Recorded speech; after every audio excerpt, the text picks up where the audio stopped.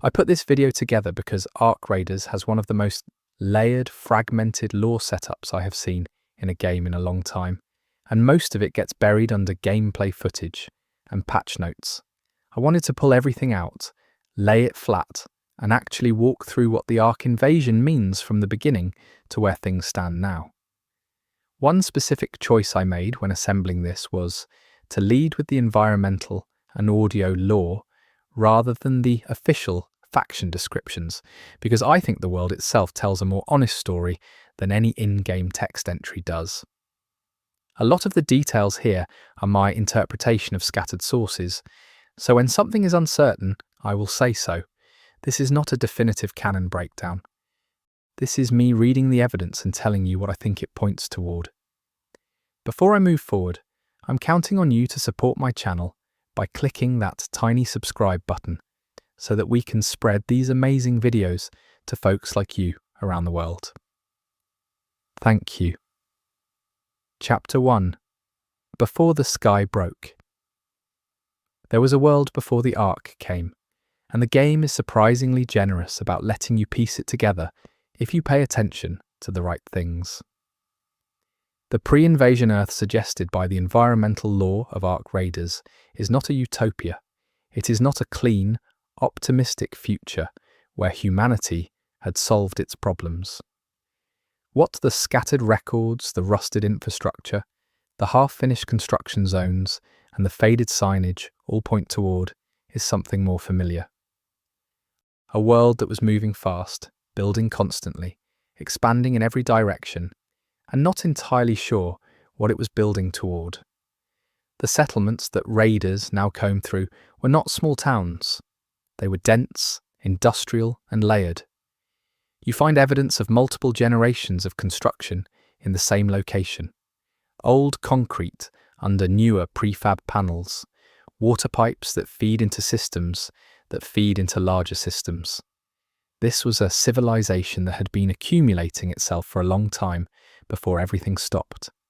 The technology level suggested by the pre-invasion artifacts is interesting. It is not wildly futuristic. There are terminals, automated systems, manufacturing infrastructure, and communications hardware that all feel 1 or 2 generations ahead of where we are now, rather than centuries forward. This matters because it suggests the Ark arrived before humanity had developed anything capable of meaningfully resisting what was coming. One possible reading of the early environmental storytelling is that the invasion was not predicted. There are no bunkers built specifically for an Ark incursion. There are shelters, yes, but they read more like general-purpose emergency infrastructure than anything designed with the Ark in mind. People were not waiting for this. The civilian records that survive, mostly in the form of audio logs, text fragments, and environmental details like children's drawings pinned to walls and meal schedules chalked onto cafeteria boards, suggest ordinary life continuing until it could not continue anymore. There is a particular kind of horror in that. Not the horror of a slow apocalypse that people saw coming and prepared for, but the horror of a Tuesday that became the end of everything. The factions that exist in the game's present did not exist in anything like their current form before the invasion.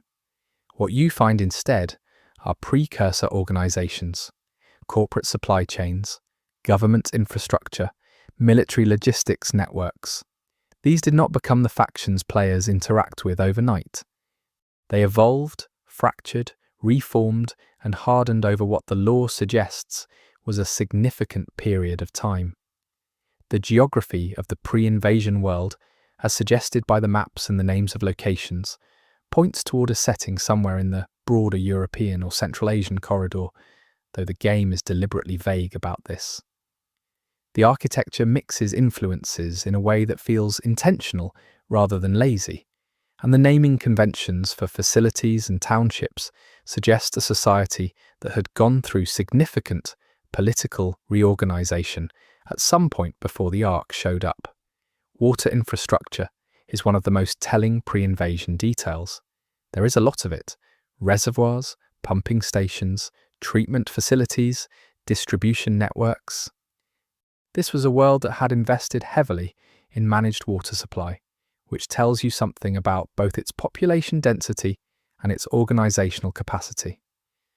The pre-invasion power grid, based on the substations and relay stations scattered through the playable zones, was extensive and interconnected.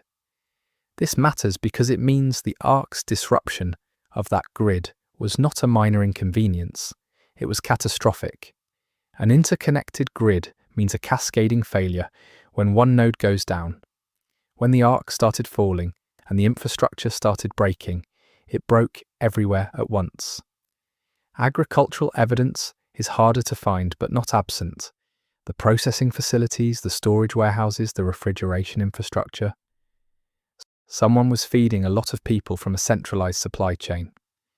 When that chain broke, the consequences would have been immediate and severe for anyone who survived the initial strike. There are hints in the lore that the pre-invasion world had some form of automated labor, not full artificial general intelligence, but smart systems running logistics, manufacturing, and distribution without constant human oversight. This becomes relevant later when you start thinking about what the Ark actually is, because some researchers in the game suggest the Ark may have interfaced with those automated systems in ways that are still not fully understood. The military presence in the pre-invasion world, as suggested by the installations and equipment, was substantial but conventionally oriented. There is hardware that implies conflict, or at least preparation for conflict, but it is all pointed at human-scale threats. Nothing about it suggests anyone was thinking about threats from outside the planet. Communications infrastructure is everywhere in the environment: relay towers, antenna arrays, satellite uplink stations. This was a world that was deeply connected, which means the moment the Ark started interfering with electronics, that connection shattered. Suddenly, isolated communities that had been part of a global network were on their own. There is a melancholy quality to the pre-invasion world that the environment communicates without ever spelling it out. The personal effects, the unfinished meals, the open books, the paused entertainment systems. Life stopped mid-sentence, and what the Ark left behind is a world full of interrupted moments.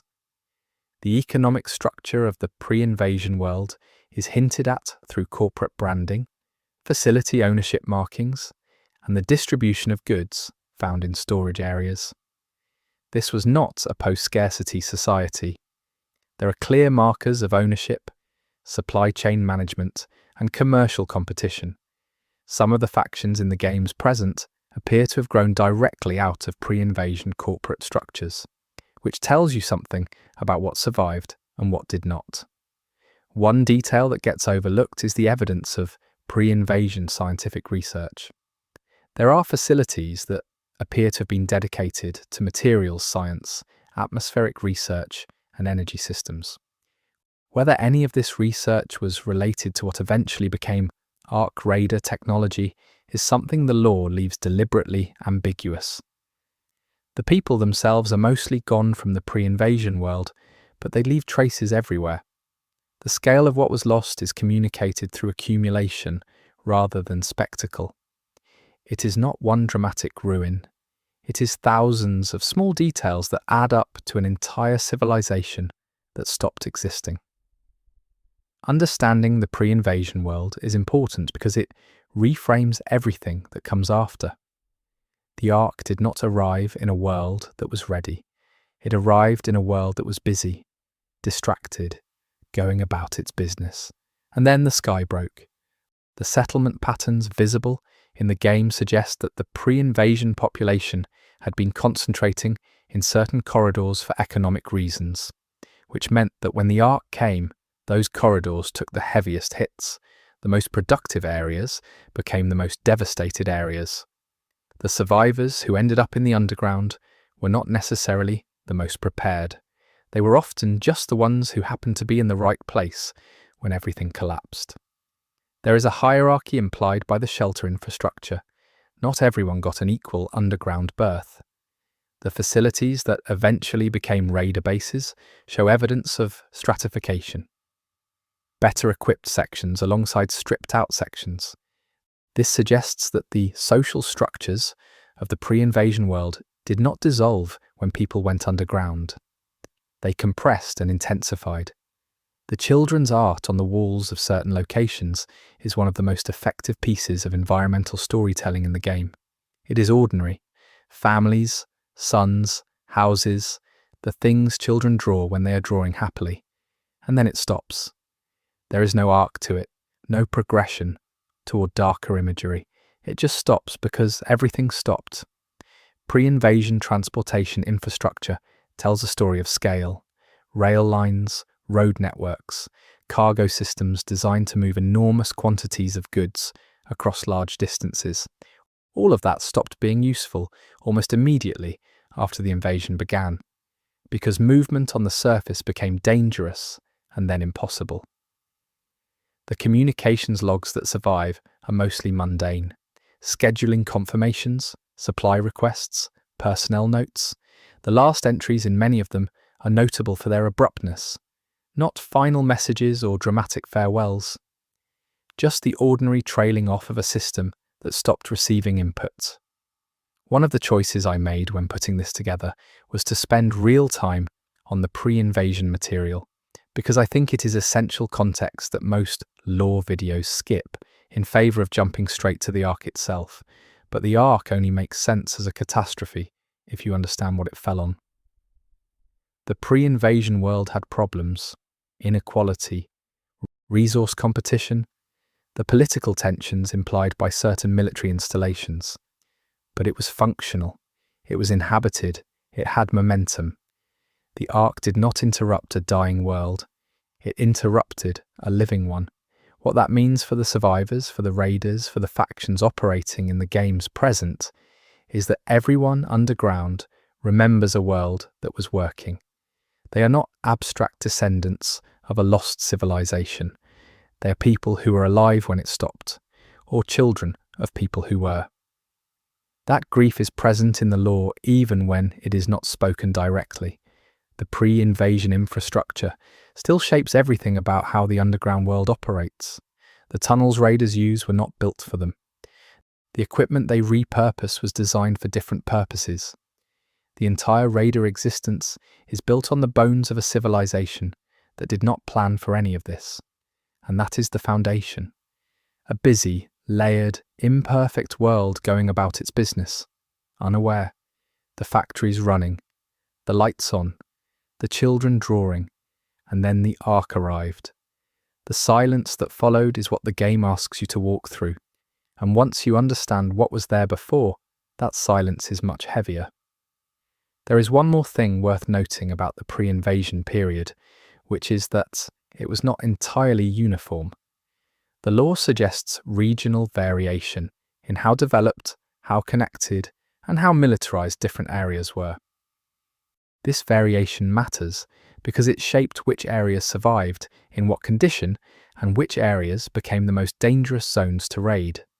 The diversity of the pre-invasion world is preserved in the diversity of the post-invasion ruins. Different architectural languages, different infrastructure priorities, different kinds of leftovers. Raiders who learn to read these differences can navigate the world more effectively, and the game rewards that kind of attention. The pre-invasion period ends not with a single event, but with the beginning of the arc arrival, which itself was not instantaneous. The early stages of the invasion, which we will get to, suggest an onset that was fast by human standards, but not quite instantaneous.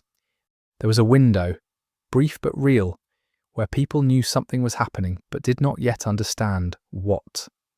What they did in that window, the choices made, the systems activated, the people saved and left behind, shapes everything in the game's present. Understanding that window requires understanding the arc itself, what it is, where it came from, and why it came, which is where the lore gets genuinely strange.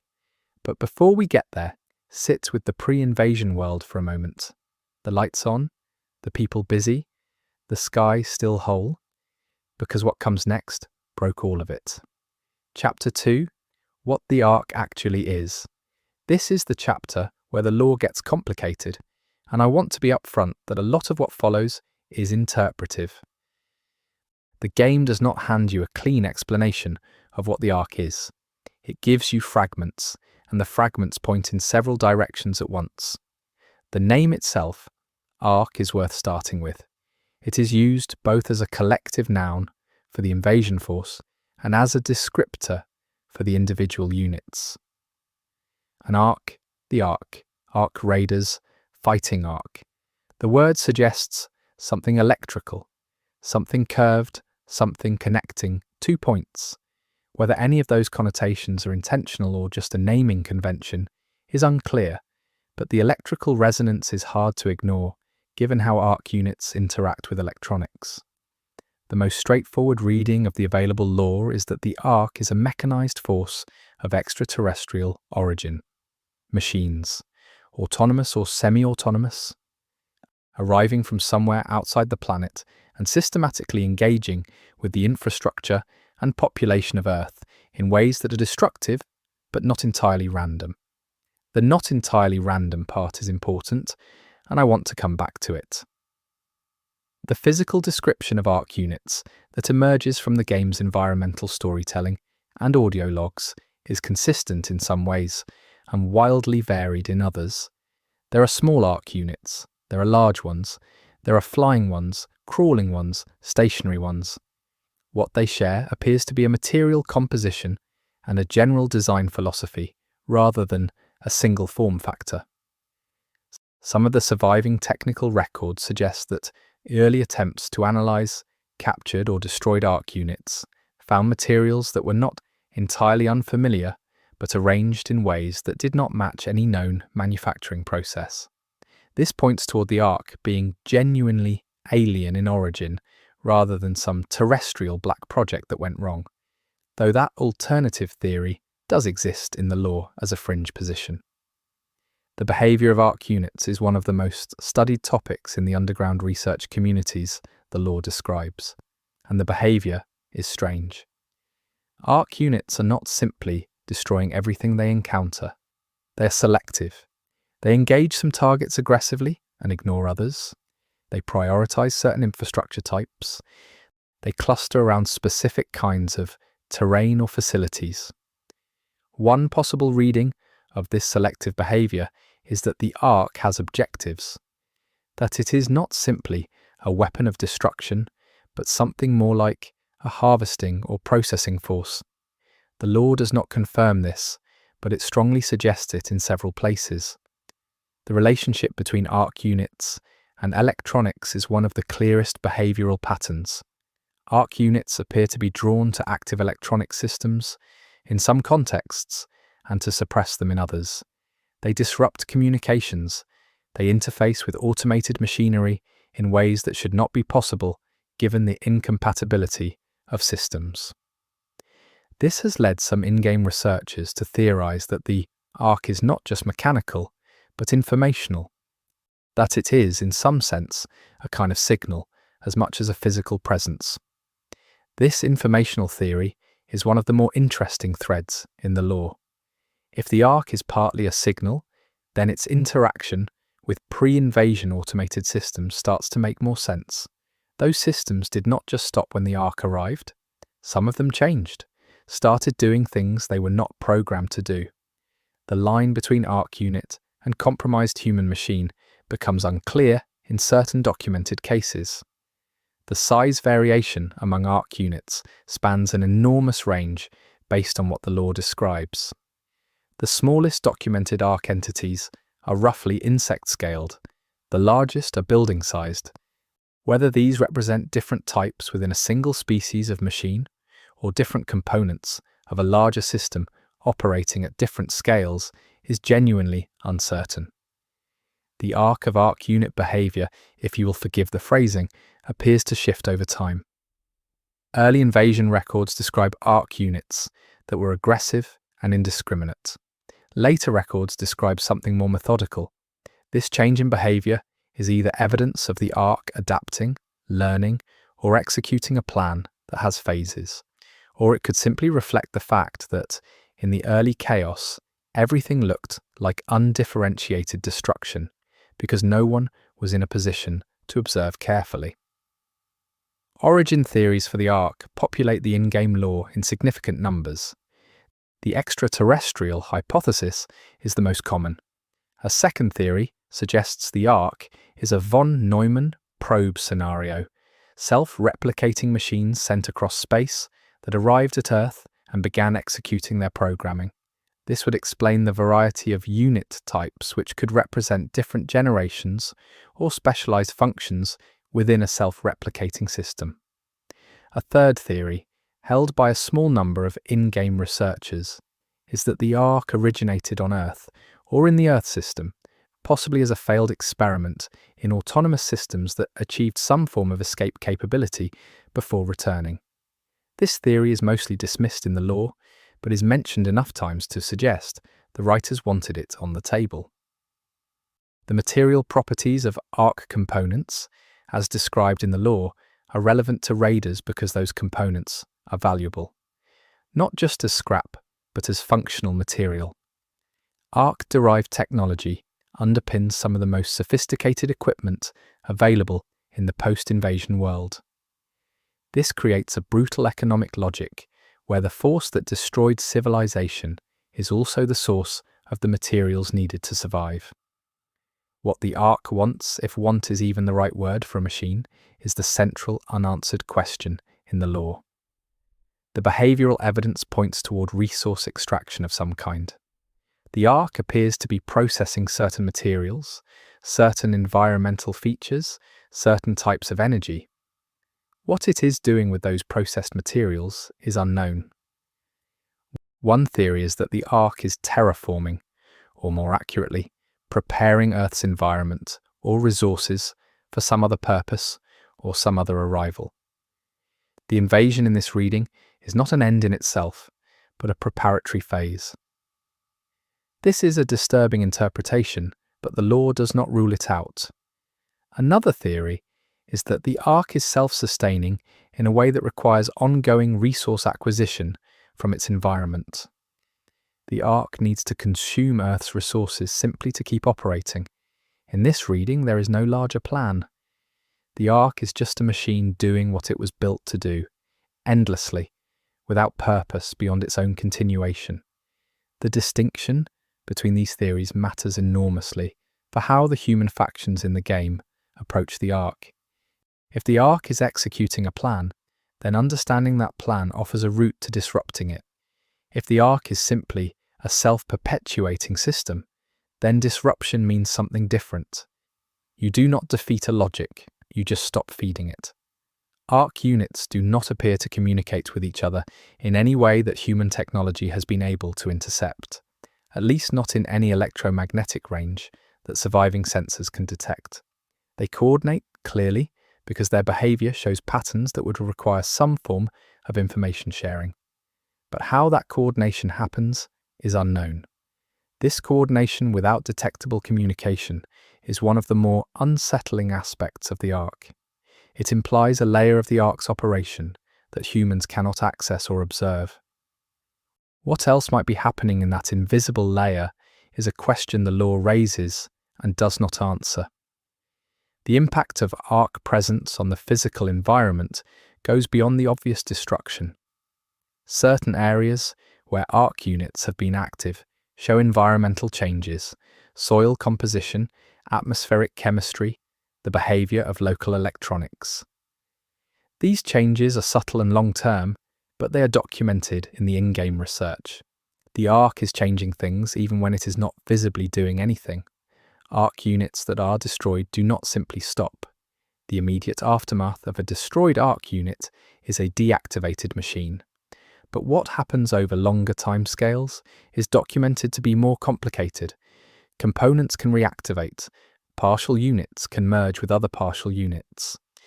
Destroyed Ark material in the environment has been observed to exhibit behaviors that blur the line between inert wreckage and dormant system. This has significant implications for how raiders treat Ark remains. The conservative operational doctrine in the raider community strongly discourages leaving significant Ark wreckage in unsecured locations. But recovering all of it is impossible, and the underground communities do not have the resources to be that thorough anyway. The question of Ark intelligence is handled carefully in the law. The word intelligence is used, but always with qualifiers. Functional intelligence, apparent intelligence, operational complexity consistent with intelligence. No in-game source makes an unqualified claim that the Ark is intelligent in any sense that would imply consciousness or experience. But some of the more philosophical in-game researchers push at that boundary. If the Ark is intelligent, even in a limited sense, then the implications for how humanity should relate to it shift dramatically. You cannot negotiate with a weapon. You might, theoretically, negotiate with a mind. The law does not pursue this thread very far, but it puts it in view. What is clear is that the Ark is not random noise. It is structured, it has patterns, it responds to conditions in consistent ways.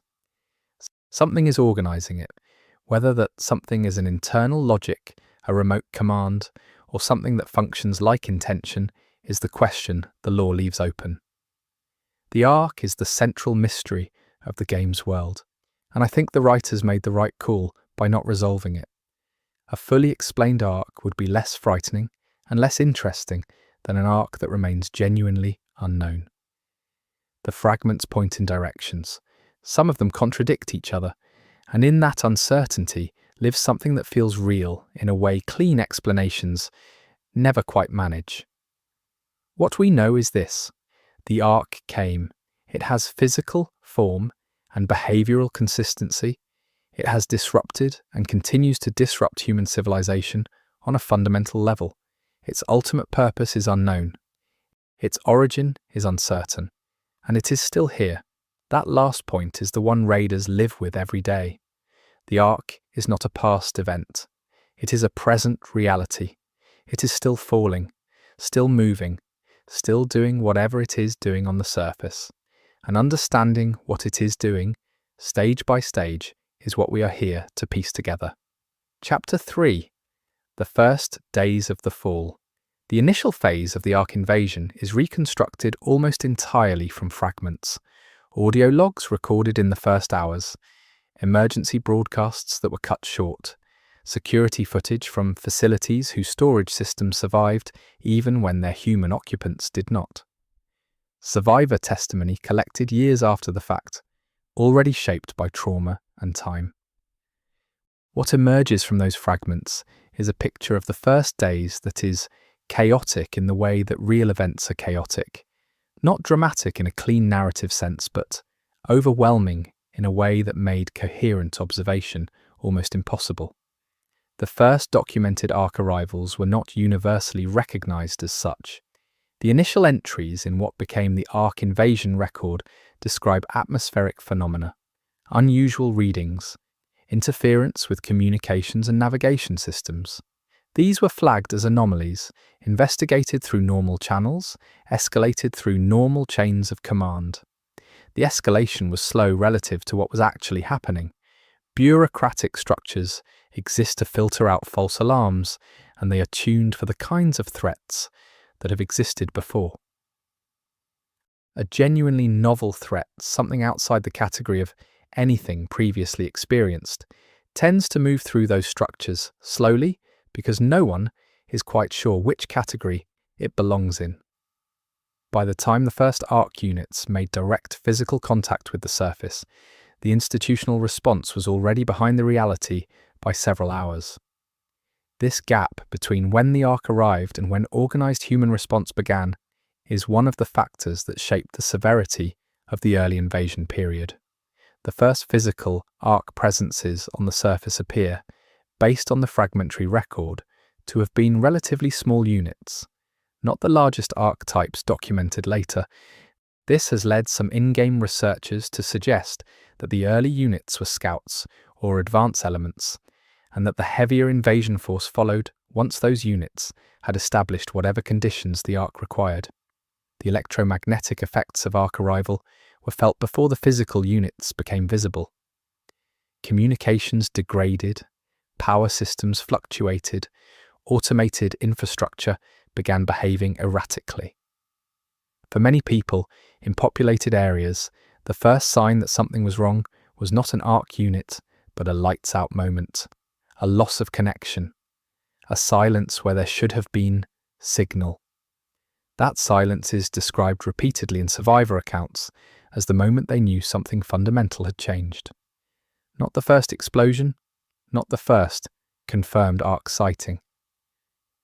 The silence, the sudden disconnection from the networked world that had been constant background reality for most of their lives. The initial military response to confirmed arc contact was rapid given the circumstances, but insufficient given the nature of what was being responded to. Conventional weapons were deployed. Some of them were effective at stopping individual arc units. None of them addressed the scale of what was arriving.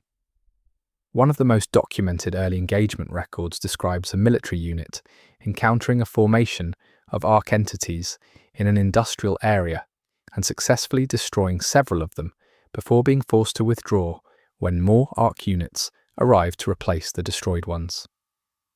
The replacement was not immediate, it was not perfectly synchronized, but it was consistent. For every arc unit stopped, more followed.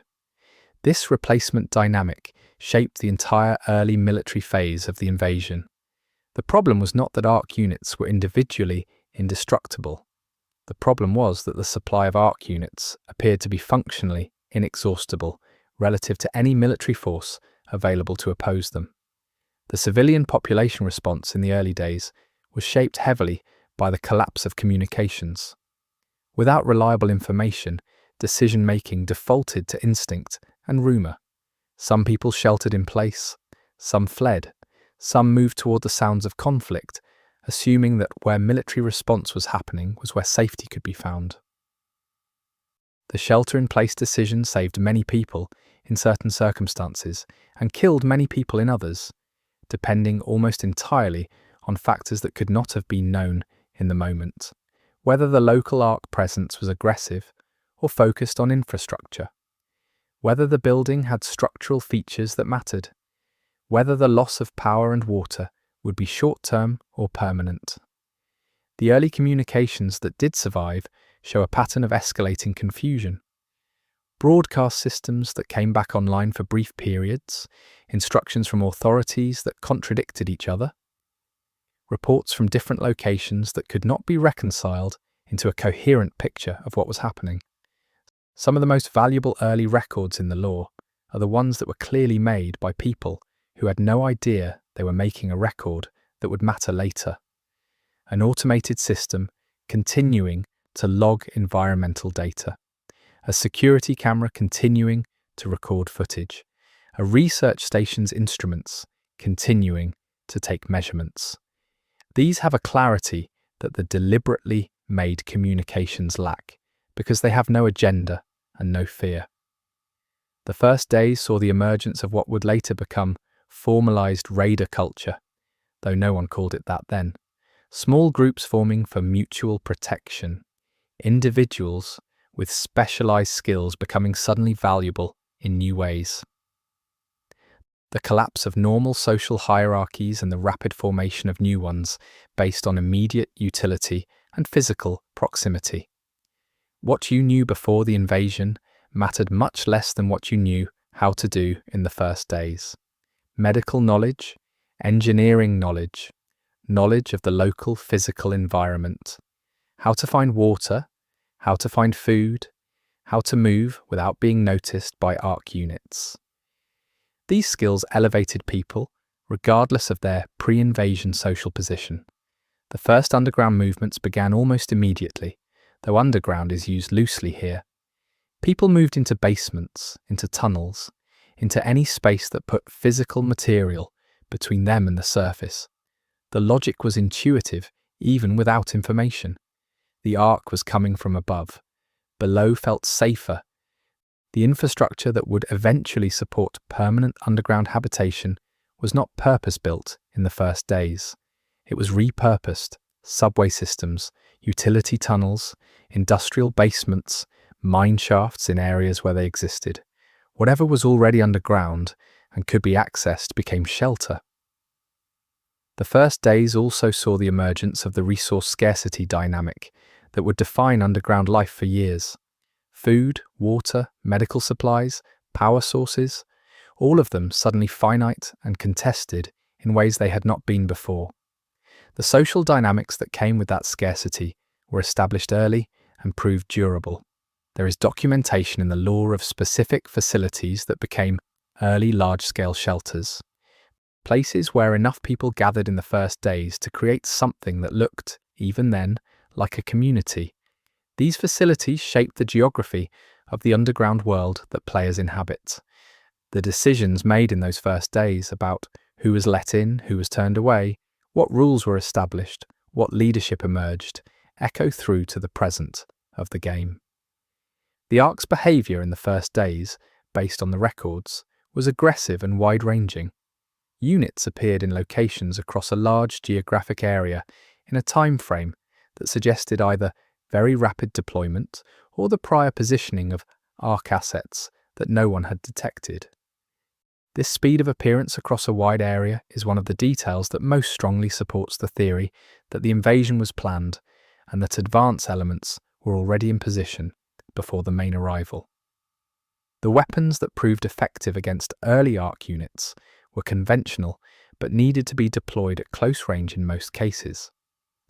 Energy and explosive weapons performed better than kinetic weapons alone against the Ark materials documented in early engagement reports.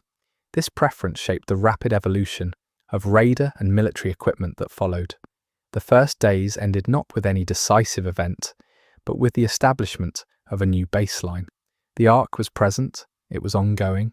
The old world was not coming back quickly.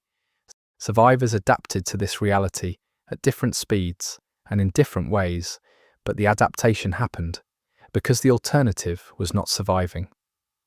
By the end of what the lore identifies as the initial invasion phase, the surface world as it had existed was functionally inaccessible to the majority of the surviving population. Not destroyed in every location, but dangerous enough, unpredictable enough, and stripped of enough infrastructure to make prolonged surface habitation untenable for most. The underground world was not yet organized. It was not yet safe. It was not yet home in any meaningful sense. It was just where people were, because the surface was where the Ark was, and the Ark was not stopping. Chapter 4. Going Underground, the Survival Architecture. The transition from emergency shelter to organized underground civilization is one of the most compelling threads in Ark Raiders lore, and it is also one of the most human stories the game has to tell. Humans do not simply survive catastrophe, they organize around it. They create structure, hierarchy, culture, and meaning, even in the most adverse conditions.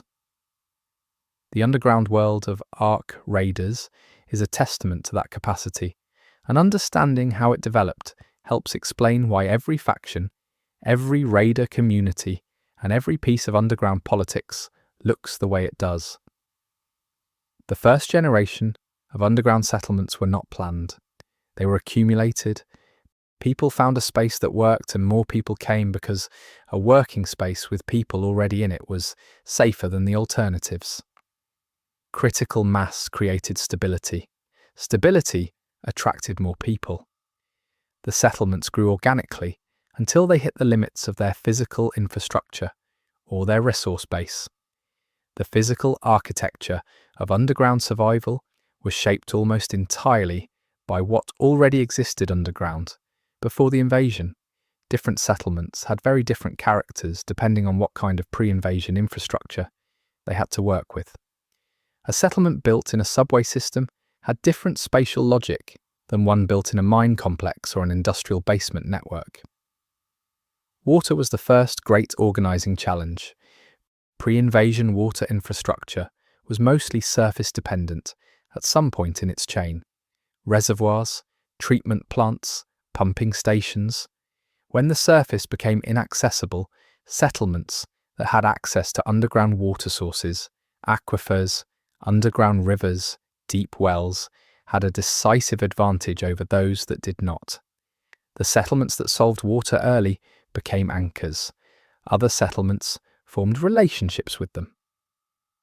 Trade developed, not immediately, in the complex economic sense, but in the simple sense of moving goods between locations for mutual benefit. Water-rich settlements offered access or processed water in exchange for other resources. The early map of underground political relationships is largely a map of water distribution. Power was the second great challenge. Pre-invasion power grids were disrupted by the Archy almost immediately, but the underlying physics of electricity did not change. Settlements that had engineers who understood how to generate and store power from available sources had enormous advantages.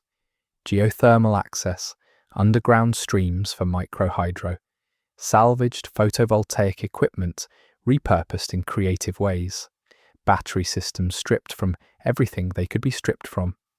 The culture of underground power management that developed in this period is detailed in the law, and it is fascinating. Power was rationed, scheduled, and treated with a kind of reverence that people who had lived with unlimited electricity their whole lives had to learn quickly. The emotional relationship with light in underground settlements, the meaning of a lit space versus a dark one, the anxiety of power fluctuation, shaped the psychology of the underground population in ways that are visible in the faction cultures of the game's present. Food production underground is the challenge that shaped underground culture most dramatically over the longer term. Stored food from the surface world lasted for some time, but had clear limits. The transition to underground food production required both technical knowledge and significant investment of resources and effort.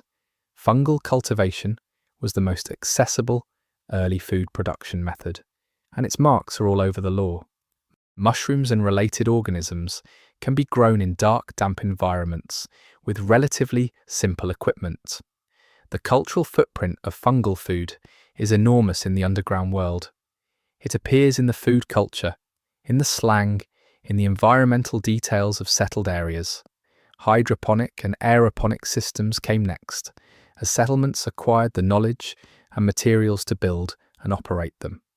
These required artificial light, which required power, which reinforced the centrality of power generation to everything else. A settlement with a reliable power could grow diverse food. A settlement without it could not. The social dynamics of food production underground are described in the law in ways that mirror historical agricultural societies. The people who grew the food had power, not always formal political power, but the kind of structural power that comes from being necessary. This shaped faction politics in ways that are still visible in the game's present. Medical infrastructure in the early underground period was whatever medical knowledge and supplies survivors happened to have. This created enormous geographic variability. A settlement that happened to have a significant number of medical professionals and access to supplies was vastly better positioned than one that did not. The early underground medical culture was improvisational, pragmatic, and developed a deep culture of knowledge preservation, because losing a knowledgeable person meant losing information that might not exist anywhere else. The children of the early underground period are a demographic that the law treats with particular care. Born into or brought into the underground as infants and young children, they grew up in a world whose normal was entirely different from the normal their parents had known. Their relationship with the arc, with the surface, with the concept of outside, is qualitatively different from that of the adults who remembered the pre-invasion world. This generational divide is one of the most important dynamics in the arc of underground civilization. The first generation of adults was shaped by loss. They remembered what had been and mourned it. The children who grew up underground were shaped by adaptation. They were capable of innovations and perspectives that their parents were not, because they were not anchored to how things used to be. The development of raider culture, specifically, rather than underground settlement culture generally, grew from the practical need to access surface resources. Stored food, pre-invasion equipment, materials that could not be produced underground. The surface was dangerous, but it was not empty, and what it contained was necessary. The first raiders were not cultural heroes. They were pragmatic risk-takers, people who were willing to go to the surface to get things that settlements needed in exchange for a share of what they brought back. The heroization of raiders came later as the activity became more formalized and more celebrated within underground communities that needed something to celebrate.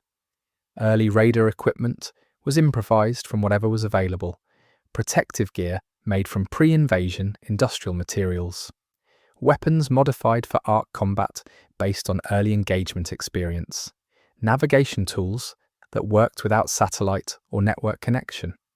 The ingenuity of early raider equipment is extensively documented in the lore and represents one of the more satisfying threads to follow, because you can trace the evolution from improvised survival gear to the more sophisticated equipment of the game's present. Communication between settlements was one of the earliest forms of inter-settlement cooperation and one of the most difficult technical challenges. The Ark's interference with electronic communications, combined with the impossibility of surface-level relay infrastructure, forced the development of underground communication methods that are still in use in the game's present. Physical message carriers, essentially people moving between settlements with information, were the foundation. Faster than nothing, slower than anything the pre-invasion world would have recognized as communication. The culture of the messenger in the underground world has deep roots and carries significant social weight in the lore. Hardened electronic communication that could operate within arc interference parameters was developed gradually as underground engineers accumulated knowledge and materials. The specific technical solutions varied by settlement and region, which created communication standards. Fragmentation that is still a source of friction in the game's present. The governance structures that emerged in early underground settlements were highly variable. Some settled into something like democratic councils, where the practical needs of survival created incentives for broad representation. Some developed around strong individual leaders who had the skills or resources to establish authority.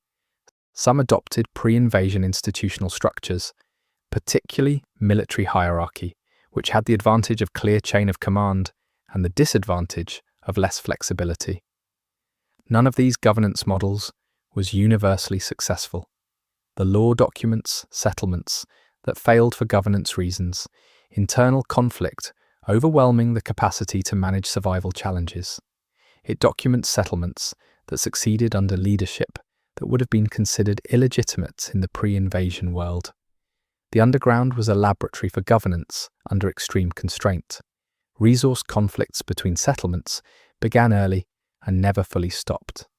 The language of trade and alliance was established, but so was the language of raiding, coercion, and territorial control. The underground world developed its own geopolitics shaped by geography, resources, and the arc threat that created both incentives to cooperate and incentives to compete. The arc as a shared threat created the conditions for inter-settlement cooperation that pure resource competition would not have. A settlement that was wiped out by the arc was a warning to every settlement. Knowledge about arc behavior, arc patterns, arc weaknesses was broadly shared in ways that purely valuable resources were not. The arc information commons that developed among underground settlements was one of the foundations of the broader cooperation structures that eventually became formalized factions. Medical knowledge followed a similar pattern. Diseases that could spread from settlement to settlement created incentives to share medical information, even between communities that were otherwise competing.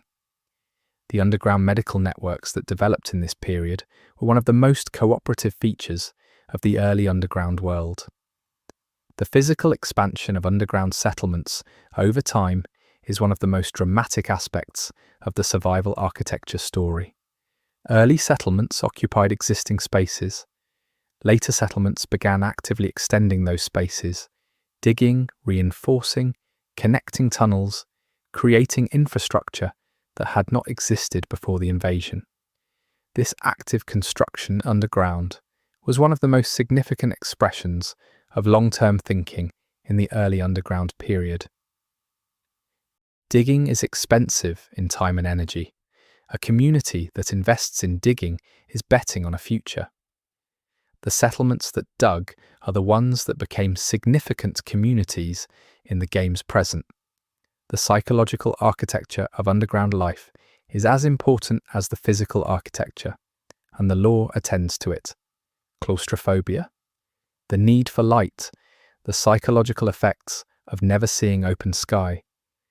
The management of these challenges was a serious cultural project in every underground community that survived long enough to develop a culture. Art, music, ritual, the preservation and creation of beauty in underground spaces, these were not luxuries. The lore treats them as survival tools because the psychological health of a community is as essential as its water supply. Settlements that neglected the psychological needs of their members experienced specific, documented failure modes. Ones that attended to them were more resilient. The underground world that raiders operate in today is the product of all of this. Decades of adaptation, construction, conflict, cooperation, and survival. It is not a temporary emergency measure. It is a civilization. And it is a civilization that exists entirely because of the Ark, and entirely in opposition to it. Chapter 5. The factions take shape. By the time the underground world had stabilized enough to support anything resembling organized faction politics, the basic shape of what would become the major factions was already visible in embryonic form. The roots were present in the first days. The growth was shaped by decades of underground pressure. Understanding the factions in Ark Raiders lore requires understanding them not as organizations that were designed and implemented, but as systems that evolved. They emerged from conditions. They were shaped by pressures. Their values and structures are the residue of historical experience, not the product of deliberate design. The faction that draws most directly on pre-invasion institutional continuity is the one associated with former governmental and military structures. The lore suggests that some elements of the pre-invasion state apparatus survived the invasion in relatively organized form. Military units that maintained chain of command, administrative officials who retained institutional memory. These elements provided the nucleus around which a faction organized. The advantages of institutional continuity are significant and show in the character of this faction as depicted in the lore. Clear hierarchy, established protocols, a culture of discipline and collective action, access to pre-invasion infrastructure and resources that had been secured during the early invasion period by organized forces. The disadvantages are equally clear. Institutional cultures are slow to adapt. Hierarchies that made sense in the pre-invasion context do not always make sense underground. The legitimacy of pre-invasion authority structures was not automatically transferable to a world where those structures had demonstrably failed to protect people. The tension between institutional legitimacy and actual demonstrated competence runs through the lore of this faction in ways that generate much of its internal conflict. There are characters and factions within the faction who are essentially traditionalists, maintaining pre-invasion forms because form is what they have. And there are pragmatists who care about what works, not what was. The corporate descended faction, the one that appears to have roots in pre-invasion commercial and industrial structures, has a different character entirely. Where the institutional faction values hierarchy and legitimacy, the corporate descended faction values efficiency and return on investment, even when the investment is human effort and the return is survival. This faction accumulated resources early by applying pre-invasion commercial logic to post-invasion conditions. Control what others need, create dependency, build networks, the skills that made certain individuals and organizations successful in the pre-invasion economy transferred surprisingly well to the post-invasion underground economy. The moral ambiguity of this faction is explicit in the law. The efficiency logic that makes it effective also makes it capable of decisions that prioritize collective survival in ways that are brutal to individuals. Resource allocation in scarcity is a genuinely hard problem, and the corporate descended faction's approach to it is coherent but often cold. The raider community itself is not a single faction, but the law describes something like a raider culture that has its own values, norms, and institutions. Independence, competence, willingness to take risk, loyalty to raid partners, pragmatic ethics that prioritize outcomes over procedures. Raider culture developed in opposition to both the institutional and corporate factions in some ways, though individual raiders maintain relationships with both. The raider community's value system emphasizes individual capability in a way that neither of the larger factions does, and this creates both tension and interdependence. Raiders are essential to every other faction and to every underground settlement. They bring back what the underground cannot produce. Their willingness to go to the surface is the economic engine that keeps the underground world functioning. This essentialness gives raider culture a position of influence that exceeds its formal political power. The scientific and research community that appears in the law is another faction-like grouping, though its organization is looser than the major factions. Underground researchers studying the Ark, developing new technologies, maintaining the knowledge base that makes advanced equipment possible. Their value is obvious, and their institutional culture reflects the values of pre-invasion scientific community, evidence-based, collaborative in knowledge sharing, internally competitive in priority and credit. The relationship between the research community and the other factions is one of mutual dependence with significant friction. Researchers need resources that factions control. Factions need knowledge that researchers generate. The terms of those exchanges are constantly negotiated and occasionally contested. There are smaller faction groupings described in the law that do not fit neatly into any of the above categories. Communities organized around specific religious or philosophical frameworks for understanding the Ark. Communities organized around specific pre-invasion cultural identities that they have preserved and elaborated underground. Communities that are essentially extended family or clan structures formalized into something larger. These smaller communities exist within the political ecosystem, shaped by the major factions, and navigate that ecosystem with varying degrees of skill.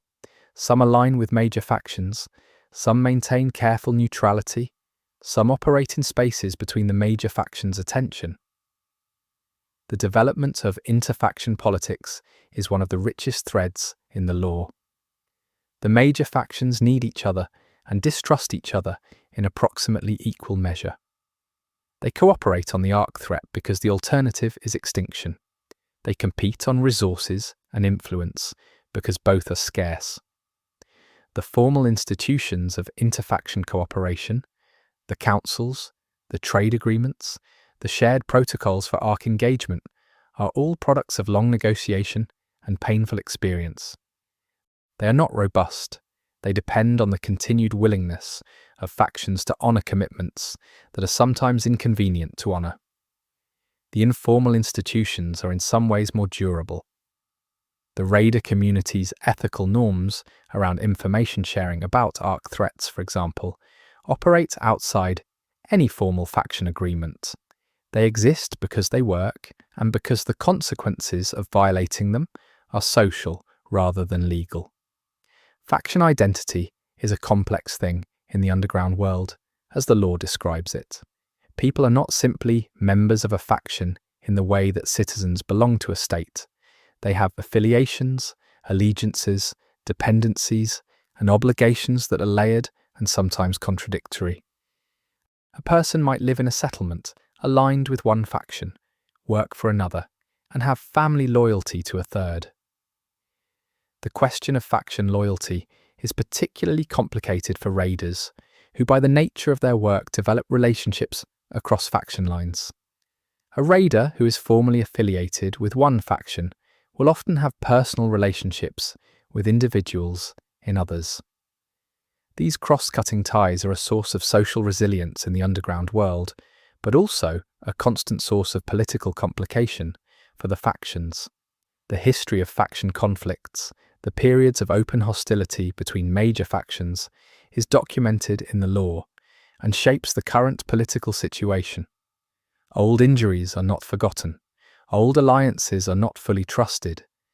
The present political relationships between factions are legible only against the background of the conflicts that preceded them.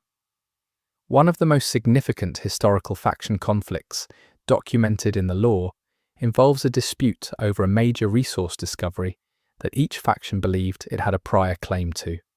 The resolution of that conflict established precedents for how similar disputes would be handled going forward, and those precedents are still contested by the parties that came out worse in the resolution. The military capabilities of the major factions vary significantly, and this variation shapes the political dynamic. A faction with superior military capacity can enforce agreements that benefit it and resist enforcement of agreements it dislikes.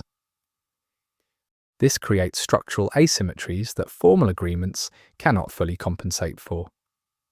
Raider communities exist in an interesting military position.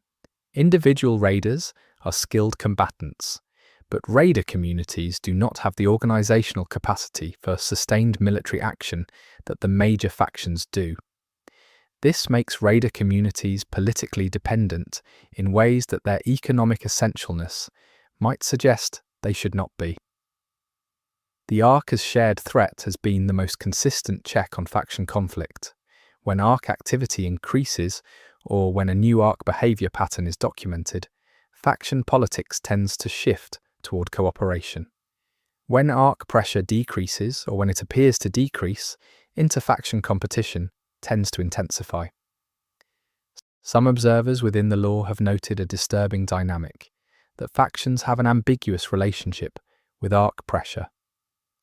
A world in which the Ark threat is intense is a world in which factions must cooperate, and in which the case for strong faction leadership is easiest to make. A world in which the Ark threat decreases is a world in which the internal political costs of cooperation rise. This creates a perverse incentive structure that no faction acknowledges publicly, but that some in-game researchers have documented. The factions that exist in the game's present are not simply opposed to the Ark. They are, in complex and uncomfortable ways, adapted to the Ark. They need it as a common enemy, not because they want it there, but because their political identities have been built in its shadow. What the factions would look like, what they would do, how they would relate to each other without the Ark as the defining external pressure is a question that the lore raises without answering. Because the Ark is still there, it has not stopped, the pressure has not lifted, and the factions are still being shaped by it. Chapter 6. The Surface Raids, and what raiders actually do. Understanding what raiders actually do on the surface is essential to understanding almost everything else in the Ark Raiders world. The raids are not simply action sequences in a game. They are the economic and informational foundation of the entire underground civilization. A surface raid in the game's world is not a casual outing. It is a carefully prepared, resource-intensive operation with significant mortality risk. The preparation that goes into a raid, the intelligence gathering, the equipment loading, the route planning, the contingency protocols, is as much a part of raider culture as the raid itself. The intelligence phase of a raid draws on multiple sources: reports from previous raids, environmental monitoring data from remote sensors when those sensors are functional, inter-settlement information sharing through the raider community's informal networks, analysis by underground researchers who study Ark movement patterns. None of these sources is fully reliable, and the skilled raider learns to synthesize uncertain information and plan for multiple contingencies. Route planning for surface raids is not simply about getting from point A to point B in a straight line. It is about understanding Ark patrol patterns, identifying terrain features that provide concealment, knowing which surface structures still offer shelter without attracting Ark attention, and building in multiple alternative routes for different contingency scenarios. The equipment a raider carries is the product of underground engineering applied to specific survival requirements. Environmental protection against conditions that have changed since the pre-invasion period, communication hardware that can function within Ark interference, weapons calibrated for Ark combat based on accumulated community knowledge of Ark material vulnerabilities, medical supplies weighted toward the specific trauma patterns of Ark combat. The carry-weight calculation of a raider's kit is a constant tension. More equipment means more capability, but more weight and more visibility. Less equipment means more agility and less visibility, but less capability for contingencies. Different raider philosophies resolve this tension differently, and the debate within raider culture about optimal loadout is ongoing and heated. The moment of surface exit from an underground settlement is described in the lore with consistent attention to the psychological dimension. The transition from underground to surface is not simply physical, it is an encounter with a world that is simultaneously familiar and alien. The sky, the open space, the scale of the above-ground environment after the compression of underground life. Experienced raiders develop routines for managing the psychological adjustment. New raiders frequently find it overwhelming. Ark behavior on the surface is not uniform across location or time. Raiders who know the surface well develop detailed knowledge of specific areas. Which Ark unit types appear in which zones? What times of day or environmental conditions correspond to higher Ark activity? Where Ark units cluster and where they are relatively absent. This knowledge is hard-won and valuable. The information economy around Ark behavioral knowledge is one of the most important economies in the underground world. A raider or settlement that develops reliable intelligence about a specific surface area has something that other raiders and settlements will pay significantly to access. The ethics of this information economy, what should be freely shared for collective safety, and what can be legitimately sold is a source of ongoing dispute. A successful raid collects what the underground needs. This ranges from obvious material goods, food stores, medical supplies, manufacturing components, to less obvious resources like data storage devices that might contain useful pre-invasion technical knowledge, intact electronic components, biological samples relevant to underground food production, and Ark-derived materials that are valuable for their unique properties. The prioritization of what to collect on a raid reflects the economic needs and strategic priorities of the sponsoring settlement or faction. A settlement facing a medical supply shortage raids differently than one facing a manufacturing bottleneck. Raiders who understand the economic situation of their sponsors can make better decisions on the surface when circumstances diverge from plan. The relationship between individual raider judgment and sponsor instructions is a recurring tension in the lore. A raider on the surface has information the sponsor does not. The sponsor has context the raider does not. The degree to which surface conditions should override pre-raid instructions is never fully resolved, and different raider communities have different norms around it.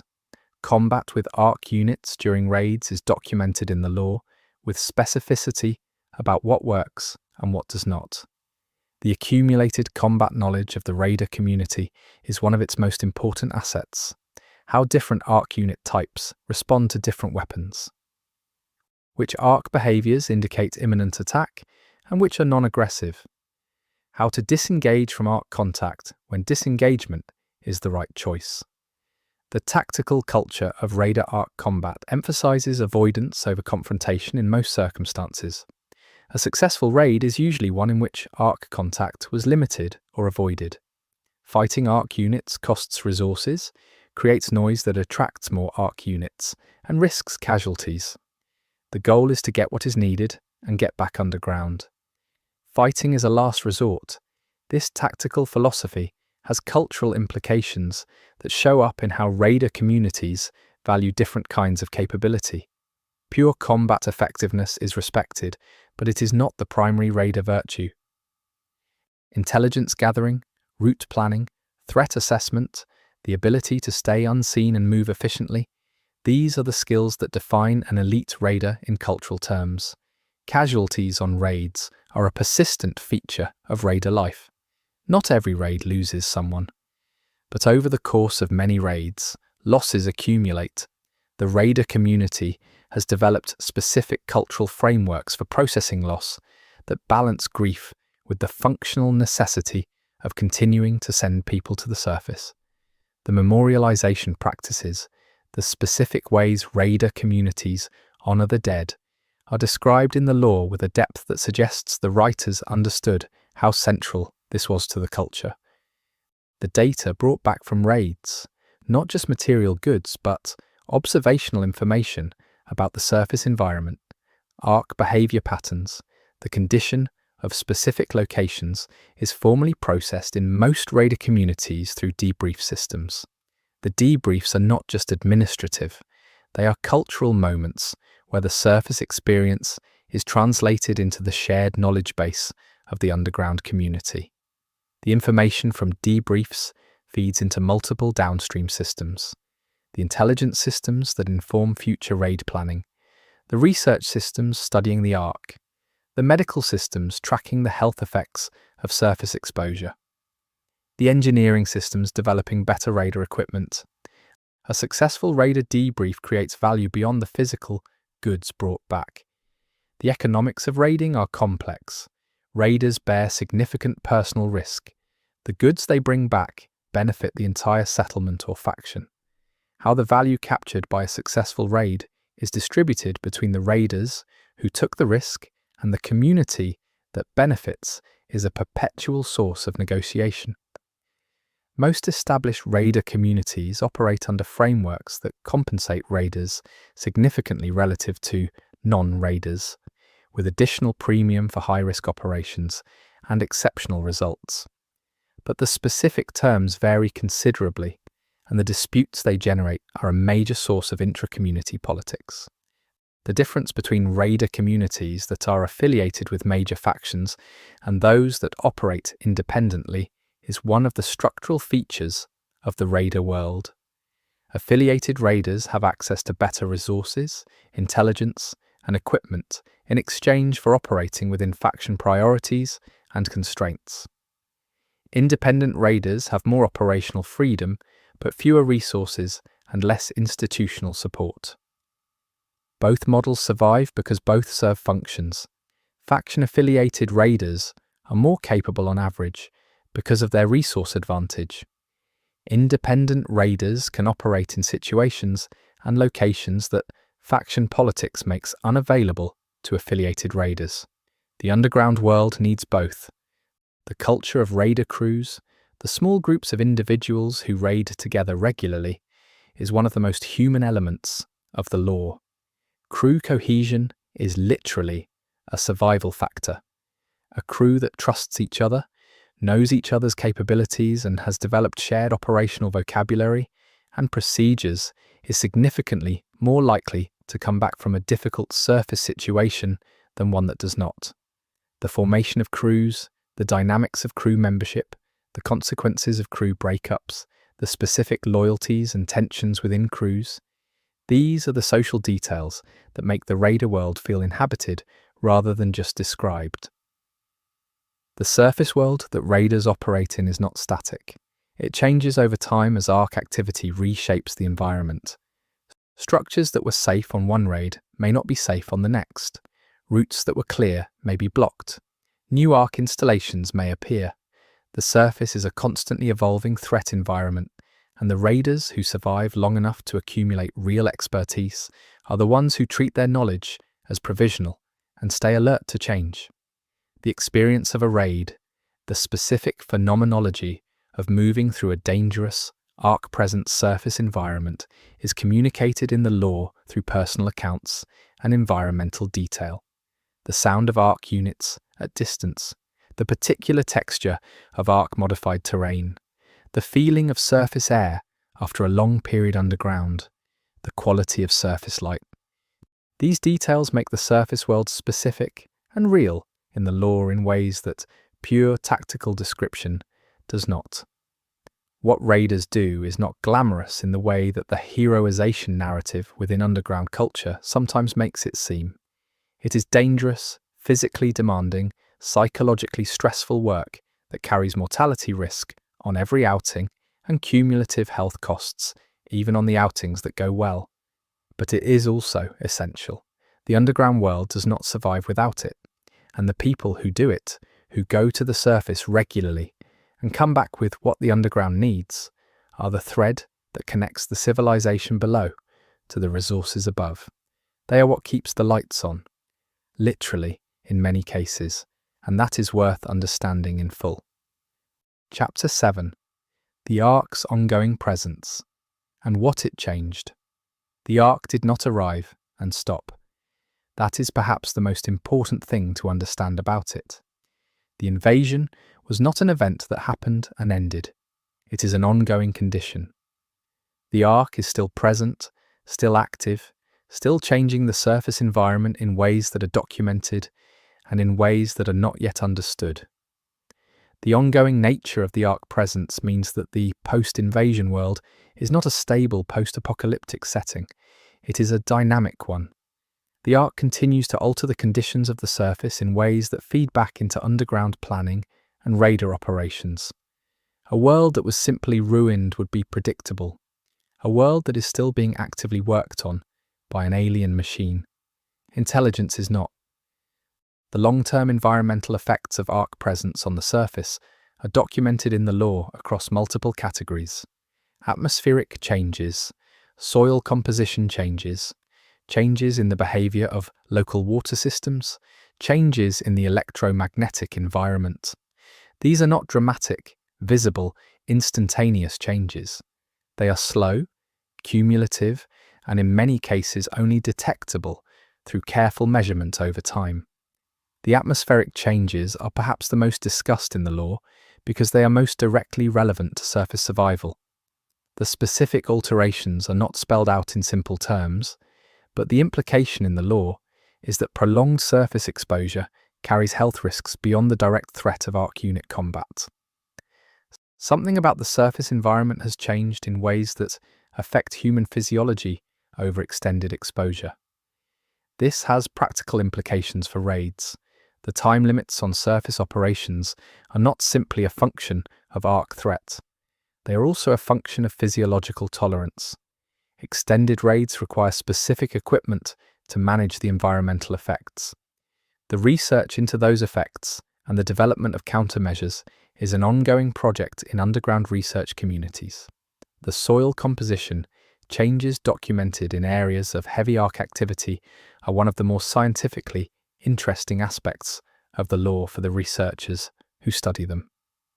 Something in the Ark's presence or Ark unit activity is altering the chemistry of the soil. Whether this is a byproduct of Ark operations or an intentional part of what the Ark is doing is genuinely unknown. The implications of the soil changes for potential surface agriculture, something that would dramatically change the resource equation for underground communities, are actively studied. The possibility that the soil changes make surface agriculture impossible, or conversely, that they might eventually create new agricultural conditions, is a topic of ongoing research and significant political interest. The electromagnetic environment on the surface, already severely disrupted by the initial Ark arrival, continues to evolve in ways that affect raider electronics and communication. Ark interference is not uniform. There are pockets of high interference and pockets of relative clarity. The mapping of these pockets is a valuable intelligence activity because they affect what equipment works where.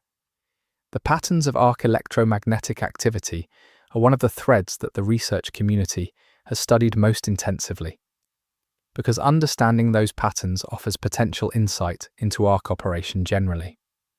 Some researchers believe they have identified periodic cycles in arc electromagnetic output. Others believe the variation is more random. The debate is active, and the implications of each position are significant for operational planning.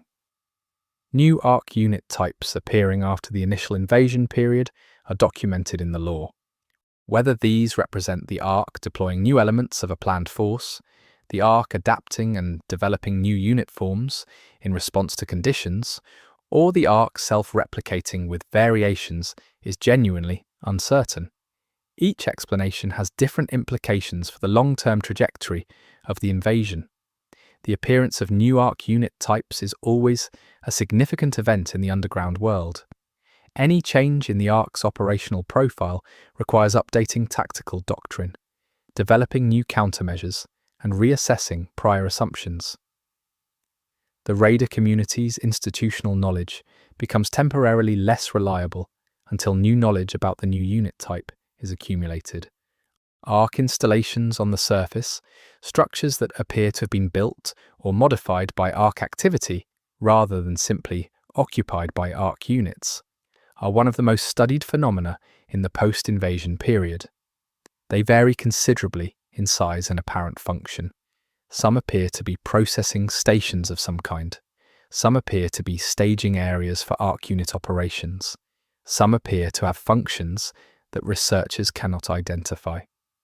The decision about whether and how to raid near arc installations is one of the most contested questions in raider tactical culture.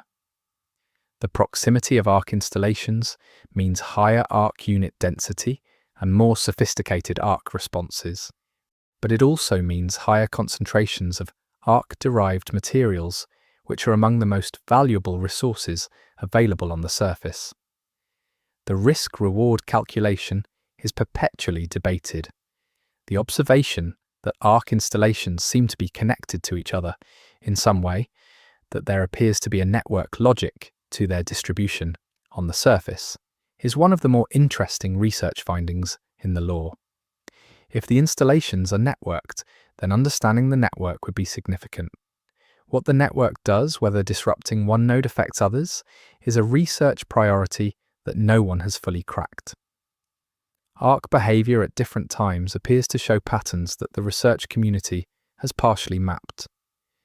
Periods of higher and lower surface activity, shifts in where arc units concentrate, changes in what types of infrastructure they engage with. These patterns inform raid planning in meaningful ways, but they are never fully reliable because the underlying driver of the patterns is not understood. The theory that arc behavior cycles are connected to factors outside Earth's environment, astronomical events, signals from the arc's origin point, the status of some remote arc command structure, is held by some researchers. If true, it would mean that arc behavior on Earth is not simply determined by conditions on Earth, which would have enormous implications for any strategy aimed at influencing or disrupting arc operations.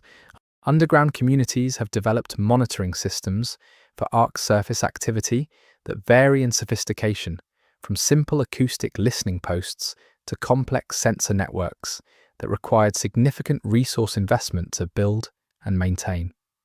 The intelligence from these monitoring systems is one of the most valuable commodities in the underground information economy. The question of whether the arc is communicating with something else, whether there is an arc presence or command structure beyond Earth that continues to direct or influence what is happening here, is one the law treats with deliberate ambiguity. The evidence that the research community has assembled points toward the possibility without confirming it. The implications of confirmation would be severe for any hope of permanent resolution.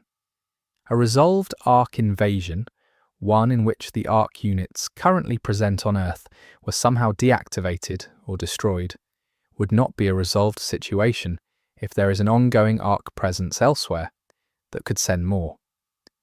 This possibility exists in the background of all faction strategic planning, without being openly addressed in most of it. The psychological impact of the Ark's ongoing presence on the underground population is addressed in the lore with appropriate complexity. The Ark is not simply an external threat that underground communities face together. It is a constant psychological pressure that shapes the mental and emotional texture of underground life. Children growing up underground with the Ark as the defining feature of their world have a specific psychological relationship with it that is different from that of adults who remember the pre-invasion world. For the underground generation, the Ark is simply the nature of things. It is not a departure from normality. It is normality. This normalization has functional advantages. It allows the underground generation to engage with Ark reality without the paralytic grief and shock that sometimes affected first-generation survivors. But it also has costs. The absence of the experience of genuine loss means the underground generation lacks some of the motivating anger and grief that drives first-generation survivors. The Ark is not a tragedy to them. It is just weather. The factions have very different public postures toward the Ark's ongoing presence. Some frame it in terms of ongoing war, with all the morale implications of a war framing. Some frame it in terms of management, the Ark as a chronic condition to be managed rather than an enemy to be defeated. Some frame it in terms of research and understanding, positioning the Ark as a problem to be solved rather than simply an enemy to be fought. These different framings have different political implications and attract different communities. The war framing works well for maintaining military readiness, but poorly for sustaining morale over very long time frames when decisive victory seems remote. The management framing is realistic but psychologically deflating. The research framing is hopeful but demands patience and investment. The arc of the Ark's presence over time, from the initial catastrophic arrival through the establishment of a new baseline, through the ongoing shifts and developments documented in the lore, points toward a situation that is not stable in either direction. It is not getting obviously worse in a linear way, but it is also not getting obviously better. What it is doing is changing.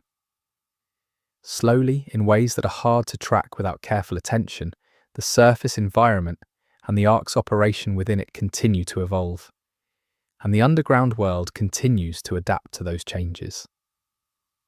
The relationship between the Ark above and the civilization below is not one of victor and victim. It is something more complicated than that, more mutual, more entangled. The Ark changed everything about human civilization on Earth, and the human civilization that grew up in response to the Ark is now, in its own way, shaped by the Ark as much as it is shaped by anything from before. That entanglement is what the game is actually about. Chapter 8, Unanswered Questions, and Where the Lore is Headed. The unanswered questions in Ark Raiders lore are not accidental gaps. They are the architecture of the mystery. The writers have been deliberate about what they resolve and what they leave open, and the pattern of what remains uncertain tells you something about where the story is built to go. The most fundamental unanswered question is the simplest one. What does the Ark want? This question sits at the center of everything, and the lore has accumulated evidence around it without answering it. The behavioral patterns of Ark units suggest purpose. The infrastructure of Ark installations suggests long-term activity. Something is being done. What it is and who or what is doing it remains genuinely open. The origin question, where did the Ark come from, is technically less important than the purpose question for the practical survival of the underground world, but it matters for the deeper understanding that the research community pursues. An Ark that originated from a specific point in space implies things about whether more is coming. An Ark that was constructed and sent by some intelligence implies things about whether that intelligence can be communicated with. The intelligence question, whether the Ark has anything that functions like intentionality, consciousness, or communication capacity, is addressed in the lore repeatedly without resolution.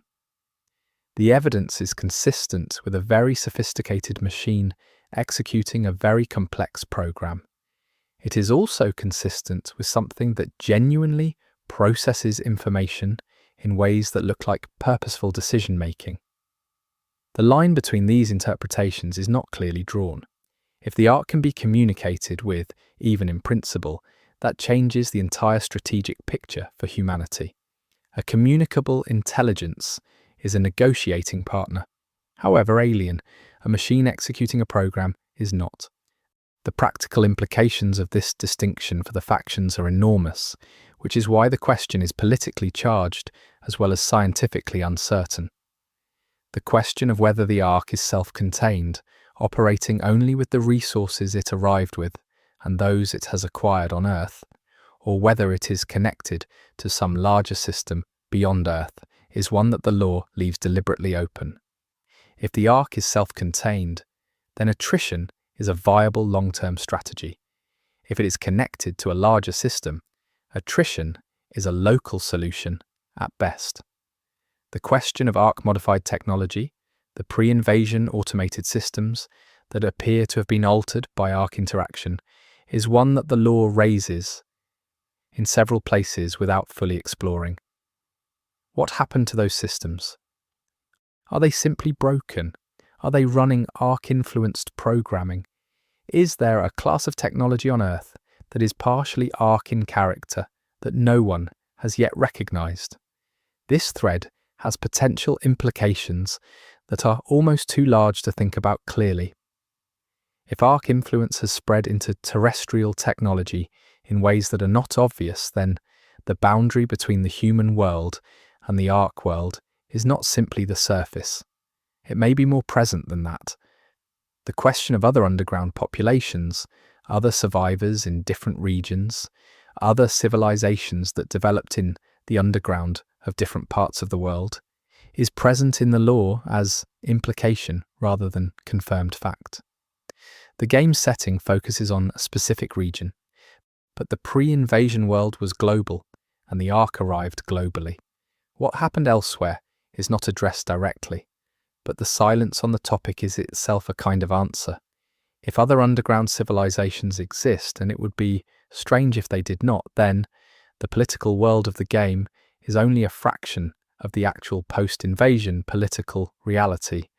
The factions and raider communities in the game's setting are operating in a local context that is probably embedded in a larger global situation they have limited knowledge of.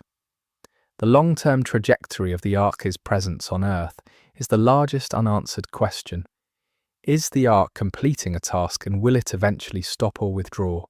Is it self-sustaining, and will it simply continue indefinitely? Is it waiting for something? Is there a trigger that could change its behavior? The lore does not answer this, and the implication is that the characters in the game do not know either. The development of human technology capable of meaningfully affecting the Ark's long-term presence is something the lore treats as a goal, but not an accomplished fact. Research into Ark technology and its applications continues. The arc of that research, its pace, its directions, its potential endpoints, is one of the threads that the ongoing lore development will presumably address. The political future of the underground factions is another major open question. The current equilibrium is unstable. It depends on the Ark threat remaining present enough to incentivize cooperation. It depends on key leadership figures maintaining their positions and commitments. It depends on the resource situation not deteriorating beyond the current baseline. None of these dependencies is certain. A major shift in Ark behavior, whether a sudden intensification of surface activity or a mysterious withdrawal, would reshape underground politics dramatically. The factions are adapted to the current situation. They would need to readapt to a significantly changed one, and the process of readaptation would be politically violent. The question of what the first generation of the underground generation will do as it comes into its own leadership position is addressed in the lore as an emerging tension. This generation has different experiences, different reference points, different values in some ways than the founding generation. How those differences express themselves politically as the balance of generational power shifts is a story that is beginning. The raider community's future is tied to the future of the surface environment. If the surface becomes more dangerous, raiding becomes less viable, and the resource base of the underground world shrinks. If the surface becomes more accessible, raiding changes character. The specific direction that the surface environment is moving is not clear in the current law, but the question is present. The arc-derived technology that the underground world depends on is one of the more uncomfortable threads in the future of the law. Underground civilization has built itself on materials and knowledge derived from the force that destroyed it. The moral and practical implications of that dependence are not fully explored, but the question of whether dependence on arc-derived technology constitutes some kind of entanglement with the arc is one that some in-game voices raise. The specific individuals in the raider and faction communities whose stories are told in the lore carry their own unanswered questions forward. Characters whose motivations are not fully revealed. Relationships whose trajectories are not determined. Decisions whose consequences have not yet played out. These personal scale open questions are the hooks that make the lore feel like a story in progress rather than a history being explained. The world of Ark Raiders is explicitly not a finished story. It is a living one. The lore that exists is foundation and context, not conclusion. The invasion happened, the underground world formed, the factions developed, the raiders do what they do, but none of it has resolved into a final shape. The Ark is still there. The underground is still adapting. The research is still ongoing. The political tensions are still live. The questions are still open, and that is exactly where a story worth following should be. The Ark came, everything broke, something new grew in the wreckage. And what that something new becomes, whether it survives, whether it finds answers, whether the Ark eventually reveals what it actually is and what it actually wants, that story is still being written. Every raid into the surface is another sentence in it. Every raid into the surface is another sentence in it. And there are a few specific sentences I want to spend time on before I close this out, because I think they are the ones that matter most for understanding where Ark Raiders is positioned as a world and where it is likely to go. The first is the sentence about memory. The underground world is running out of people who remember the pre-invasion world from lived experience. The first generation of survivors is aging. The knowledge they carry, not just technical knowledge, but experiential knowledge, the texture of what the world felt like before, is not fully transferable. You can describe sunlight to someone who's never seen it. You cannot give them the memory of it. This matters because the emotional and political energy of the underground world has been substantially powered by grief and by anger. Grief for what was lost, anger at what caused the loss. Both of those are strongest in people who lived through the loss directly.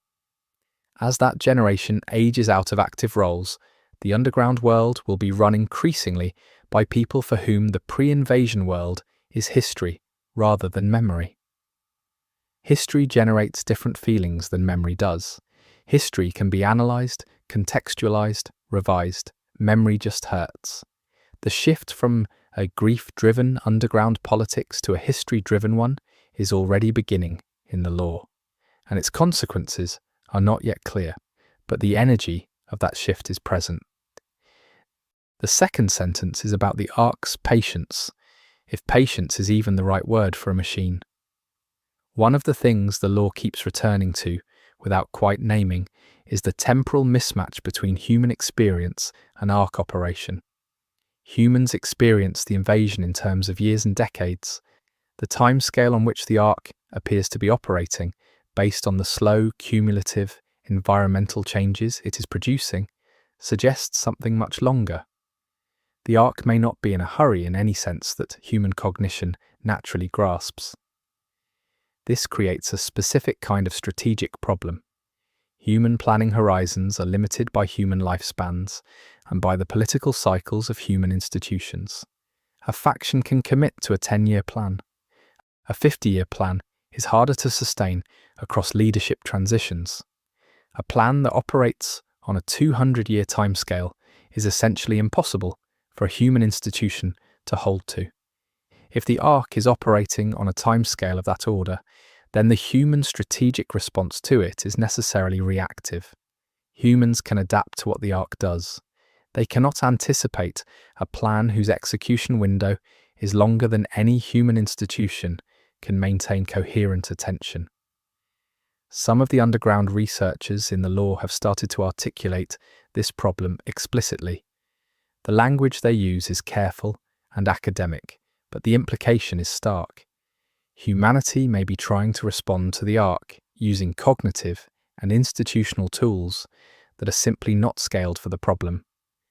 What the appropriate response to that mismatch would look like is not addressed in the current lore, but the question is there, sitting under everything else, and it is one of the more genuinely unsettling things the lore has put on the table. The third sentence is about what raiders actually represent at the symbolic level, beyond their economic function. I said earlier that raiders keep the lights on. That is true in the literal sense, but there is another way in which raiders function in the underground world that the lore communicates through accumulation rather than direct statement. Raiders go to the surface. They enter the space that the Ark has taken. They move through it, take from it, and return. In a world that has been defined by loss and withdrawal, by the long retreat underground, raiders are the people who refuse the terms of that retreat, not in a grand ideological sense. Most raiders are not making a philosophical statement when they head topside. They are doing a job, but the act itself, returning to the surface, insisting on presence in a space that has been claimed by something hostile, is symbolically significant to the underground communities that depend on it. The heroization of raiders in underground culture is not simply about gratitude for the goods they bring back. It is about what their existence means. It means the surface is not fully surrendered. It means human presence there is still asserted, even provisionally, even dangerously. It means the story of the invasion is not simply the story of humanity retreating underground and staying there. Raiders are the evidence that the retreat has a limit, that there is a counterpressure, that the underground civilization is not simply surviving in the space the Ark has left it. It is pushing back against that space in the only way currently available. That symbolic function is not nothing. In a world where morale is a survival resource, the existence of raiders and what they do carries weight that exceeds their economic contribution. The fourth sentence, and the last one I want to spend time on, is about what victory would even mean. The underground communities in the lore have various stated goals: survival, recovery, eventual return to the surface, some version of the pre-invasion world restored or replaced with something better. These goals are articulated in faction rhetoric, in research mission statements, in the cultural narratives that underground communities tell about themselves. But the lore is quietly honest about how uncertain the path from current conditions to any of those goals actually is. The Ark is not weakening in any clearly documented way. The underground world is not growing in power at a rate that obviously closes the gap between human capability and Ark capability. The research into Ark technology is progressing, but the distance between current knowledge and anything like a decisive advantage is not mapped. Victory, in the conventional sense of defeating an enemy, may not be available as an outcome. The lore does not say this directly. No in-game faction would say it, because saying it would be politically catastrophic. But the structure of the world, as the lore describes it, does not clearly point toward a conventional victory condition. What it might point toward instead is something harder to name. Not defeating the Ark, but understanding it. Not restoring the pre-invasion world, but building a new one that is stable in the presence of the Ark rather than despite it. Not winning, but arriving somewhere livable. That is a less satisfying narrative goal than victory. It does not have a clear endpoint. It does not generate the kind of climactic resolution that most post-apocalyptic stories reach for, but it might be more honest to the world that the lore actually describes. A world that is not building toward a final battle, a world that is building, painfully and imperfectly, toward a new normal that no one fully chose and no one fully understands yet. The ark came, the world broke, something new grew in the wreckage, and that something new is not trying to undo what happened. It is trying to become something that can exist in the world that happened made. Whether it succeeds is the story Ark Raiders is telling. I do not think that story is close to finished, and honestly, that is why I am still paying attention to it. If you made it this far, you already know what to do. If this breakdown helped you see the world of Ark Raiders differently, share it with someone else who is in the lore side of this game. There is a lot more to dig into, and I intend to keep digging. Until then, stay underground, stay sharp, and watch the sky. You said, continue 2020. Claude responded, the sky's worth watching because it is where everything started. The sky's worth watching because it is where everything started. And the more time you spend in the lore of this game, the more you realize that the sky is not just a setting detail. It is a psychological fact about every character in the world. Let me explain what I mean by that. Every person in the underground world has a relationship with the sky that is defined by what came out of it. For the first generation survivors, the sky is where the ark came from. It is the source of the trauma. Looking up for those people is not a neutral act. It carries the specific weight of the moment when up became dangerous. When the thing above you was no longer weather and stars and aircraft, but something that wanted to unmake your world. For the underground generation, the relationship is different but not simpler. They have mostly not seen open sky in any meaningful way.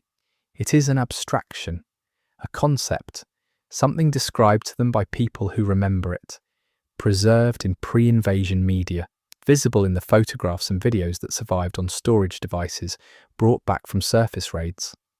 The sky for them is a kind of mythology, something real but not experienced, something that exists in stories about before. The tension between those two relationships with the sky, the first generation's traumatic familiarity, and the underground generation's mythologized distance, is one of the fault lines running through underground culture that the lore has not fully explored yet. But it is there, and as leadership shifts toward the underground generation, that fault line is going to become more visible. There is a specific detail in the environmental lore that I keep coming back to when I think about the sky question. In certain underground settlement areas, there are murals, large ones painted on the walls of communal spaces, and a recurring subject in those murals is open sky, blue sky, clouds, the quality of light on an open landscape. These were painted by people who remember what they depict, or by people painting what they were told it looked like. They are acts of preservation, of insistence. The underground communities that created them were saying, with paint on tunnel walls, that the sky exists, and we remember it, and we are not going to let that memory disappear. That is not a small thing. That is a civilization maintaining its relationship with a world it has been separated from. And the fact that it is doing this through art, through the most human of impulses, to make something beautiful as an act of resistance against forgetting, tells you something important about what the underground world is and is not. It is not simply a survival apparatus, it is a culture. And cultures remember. I want to talk about something that does not get discussed enough in Ark Raiders lore breakdowns, which is the specific texture of underground time. Time underground is different from time on the surface. This sounds obvious, but the implications run deep. On the surface, before the invasion, time was organized by light. The cycle of day and night structured everything. Sleep patterns, work schedules, social rhythms. The quality of light told you where you were in the day without any conscious attention required. Underground, that organizing principle is gone. Light is artificial and managed. There is no dawn. There is no dusk. There is scheduled light and scheduled dark maintained by the settlement's power systems, but it does not have the same biological authority that natural light does. The body knows the difference even when the mind accepts the substitution. The law documents the health effects of long-term underground habitation with appropriate attention to this dimension. Sleep disruption, mood dysregulation, the specific psychological effects of living without natural light cycles over extended periods. Underground communities have developed protocols for managing these effects: scheduled light variation, specific lighting spectra designed to approximate natural light's effects, structured social rhythms that compensate for the absence of environmental time cues. These protocols work imperfectly, and the communities that have developed the most sophisticated versions of them are demonstrably healthier than those that have not. The underground medical research community's work on biological rhythm management is one of its most practically impactful contributions to underground civilization, and it is one that rarely gets attention in law discussions because it is not dramatic. But it is the kind of thing that determines whether a settlement's population remains functional over decades rather than degrading. The difference between a settlement that manages underground time well and one that does not shows up in productivity, in social cohesion, in mental health rates, in the quality of decision-making at every level.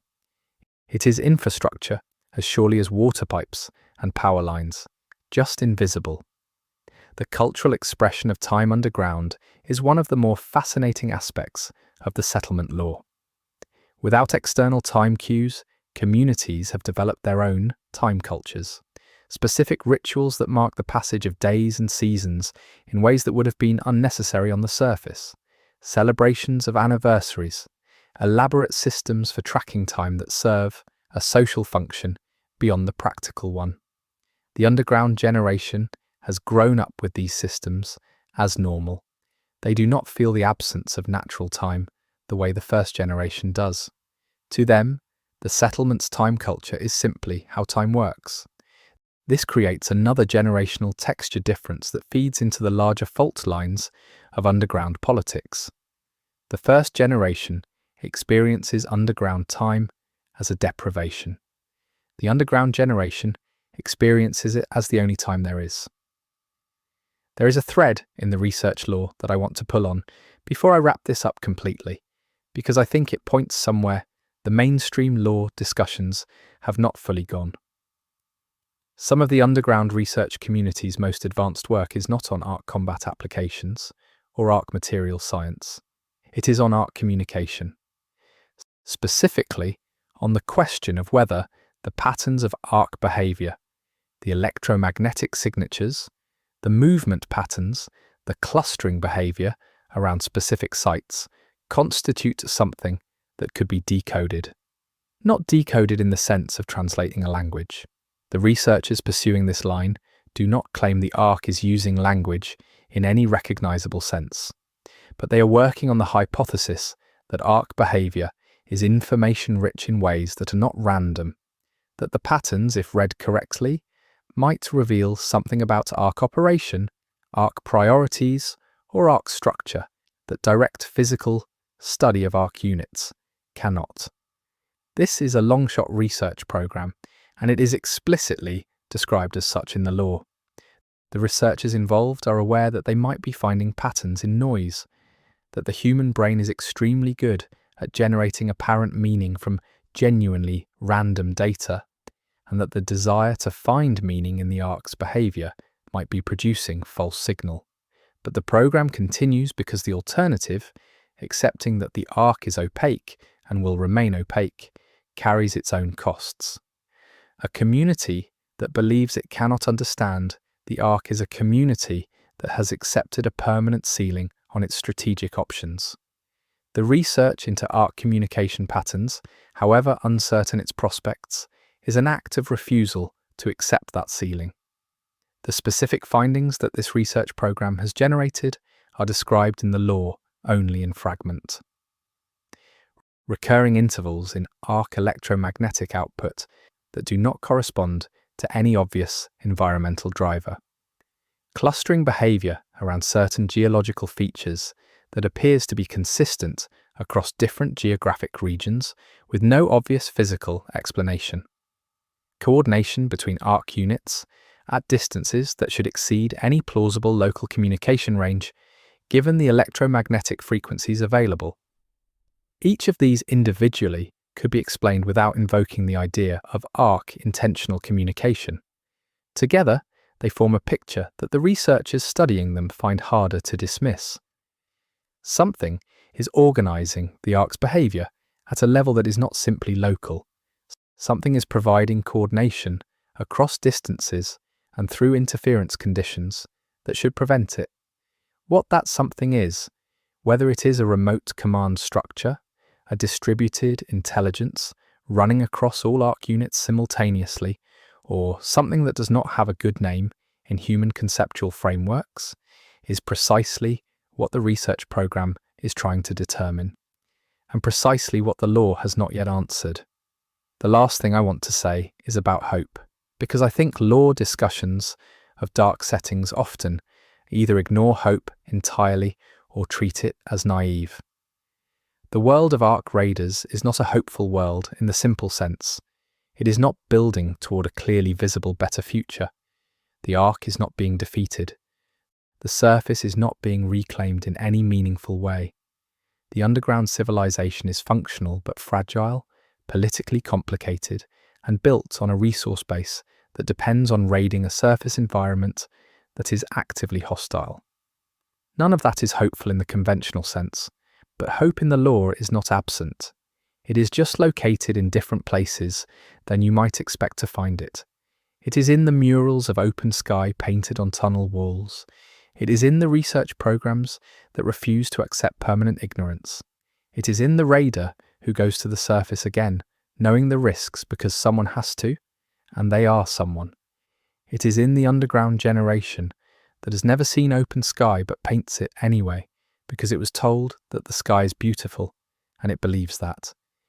It is in the settlements that dig, that invest in expansion, that build things that are meant to last, that plant crops that will not be harvested for months, that teach children skills that will only matter in a future that is not guaranteed. Hope in the underground world is not optimism. It is not confidence that things will get better. It is something more stubborn and less comfortable than optimism. It is the refusal to act as though the future does not matter, even when the future is genuinely uncertain. The arc came, everything broke, and the people who survived went underground and built something. Not because they were sure it would work, not because they could see clearly how it ended, but because the alternative to building was not building, and they were not willing to do that. That is what the law of arc raiders is actually about, underneath all the faction politics and the arc mystery and the raider economics. It is about what people do when everything has already gone wrong, and the answer the law gives is, quietly and without sentimentality, that they keep going. They go to the surface, they come back, they keep the lights on, and they paint the sky on the walls so they do not forget what they are going back for. The sky on the walls, I keep coming back to that image because I think it is the most compressed version of everything the law is trying to say. But I want to push further into what the underground world actually looks like at the human scale, because I think there is a layer of the law that gets skipped over in favour of the bigger structural questions. What does a day actually look like for someone living underground in the world of arc raiders? Not a raider on a mission, not a faction leader making strategic decisions, just a person, living in a settlement, getting up in the morning, or what passes for morning, and moving through their day in a world that was not designed for any of this. The law gives you enough detail to reconstruct this if you pay attention to the right things. And I think reconstructing it matters because the big questions, the arc's purpose, the faction politics, the future of underground civilization only carry weight if the human reality underneath them is real. So let me try to walk through it. The scheduled lights come up gradually in most settlements that have the power budget for it. Not all of them do. In settlements with tighter power constraints, the transition from dark to light is abrupt. A switch. One moment dark, next moment lit. The settlements that have managed gradual dawn lighting report better outcomes on the biological rhythm metrics that underground medical researchers track. The ones that cannot afford it do the best they can. You wake up in a space that is shared, in most cases. Private quarters are a resource like any other underground resource, which means they are allocated according to hierarchy, contribution, and seniority. The founding generation of most settlements has better quarters than the people who arrived later. Raiders who have demonstrated consistent value often have better quarters than administrative staff at equivalent formal rank. Children share space with their families in configurations that would have seemed crowded by pre-invasion standards and feel normal to anyone who grew up underground. The morning routine in an underground settlement is shaped by resource management in ways that the pre-invasion world would find extreme. Water for washing is rationed. Not dramatically, not in most established settlements, but consciously. You know how much you get and you use what you get. The culture of water consciousness is so deeply embedded in underground life that the law documents cases of surface-born survivors who were already adults at the time of invasion still struggling with it decades later. The instinct to leave a tap running, to take a long shower, to use water without tracking it. These are pre-invasion habits that the underground world does not permit. Food in the morning is functional rather than pleasurable in most settlements, though the settlements that have developed the most sophisticated underground agriculture have more variety than the early period allowed. Fungal protein in various preparations, hydroponic vegetables that lean toward high yield and nutritional density rather than flavor variety, synthesized supplements that fill the gaps. The food culture underground is one of the more melancholy aspects of the law because food culture in the pre-invasion world was so elaborate and so tied to geography, tradition, and pleasure, and almost all of that has been stripped away by necessity. There are exceptions. Settlements that have managed to preserve specific food traditions from the pre-invasion world treat those traditions with a reverence that is out of proportion to the food itself. A settlement that has maintained the ability to produce something approximating a specific regional cuisine from before the invasion will celebrate that capacity. It will teach the knowledge to the next generation with the same seriousness that it teaches engineering or medicine. Because those food traditions are a form of identity continuity, a thread back to the world that existed before, and identity continuity is not a luxury, it is a survival resource. Work in an underground settlement is organized around the settlement's needs in ways that do not map cleanly onto pre-invasion concepts of career or profession. Everyone works. That is not a political statement in the underground world. It is a practical reality. A settlement that has people who are not contributing to its function is a settlement consuming resources it is not replacing, and that is a trajectory with a clear endpoint. The social pressure to contribute is not primarily ideological, it is existential. What work looks like depends enormously on what a settlement needs and what an individual knows how to do. The pre-invasion economy sorted people into specializations that made sense when the broader economy could support that degree of specialization. The underground economy cannot always do that. A person who was a graphic designer before the invasion might spend most of their working time in an underground settlement on agricultural maintenance, with their design skills applied secondarily to settlement communication materials. A person who is a software engineer might spend significant time on physical infrastructure maintenance, because the settlement needs physical infrastructure maintained and the skills overlap enough to be useful. This repurposing of human capability is one of the more humanizing threads in the lore. People are not simply their pre-invasion identities underground. They have had to become more than that. Most of them have skills they did not have before the invasion that they would not have chosen to develop. Most of them are doing work that would have seemed foreign to their pre-invasion selves. And most of them, the lore suggests, have found something in that expansion of capability that they would not trade back even if they could. The generational dimension of underground work is significant. The underground generation does not have the pre-invasion specialization problem. They were trained for the underground world from the beginning. Their education was shaped by what the settlement needed rather than by what the pre-invasion economy rewarded. In some ways, this makes them more practically capable than the first generation. In other ways, it means they lack the broad base of pre-invasion knowledge that the first generation carries. The knowledge transfer problem between generations is one that the lore treats seriously. How do you pass on what you knew before to people who have no context for it? How do you teach the value of knowledge that has no immediate application in the underground world but might become crucial later? How do you preserve the full range of human knowledge when the community doing the preserving is focused on immediate survival? The answer that most settlements have arrived at is imperfect but real. Dedicated knowledge, preservation programs, libraries of stored data from pre-invasion sources, systematic efforts to document what first-generation survivors know before they're gone. Teaching programs that cover pre-invasion knowledge alongside practical underground skills, not because the students can use it now, but because someone might need to use it later. The underground libraries are one of the most moving aspects of the settlement lore. In spaces where every cubic meter of volume has a resource cost, communities are maintaining physical and digital archives of pre-invasion knowledge, art, science, history, literature, languages, music, technical knowledge across domains that have no current application. They are doing this because they have decided, collectively, that being a civilization means preserving civilization's record, even when the immediate cost of doing so is real and the immediate benefit is not visible.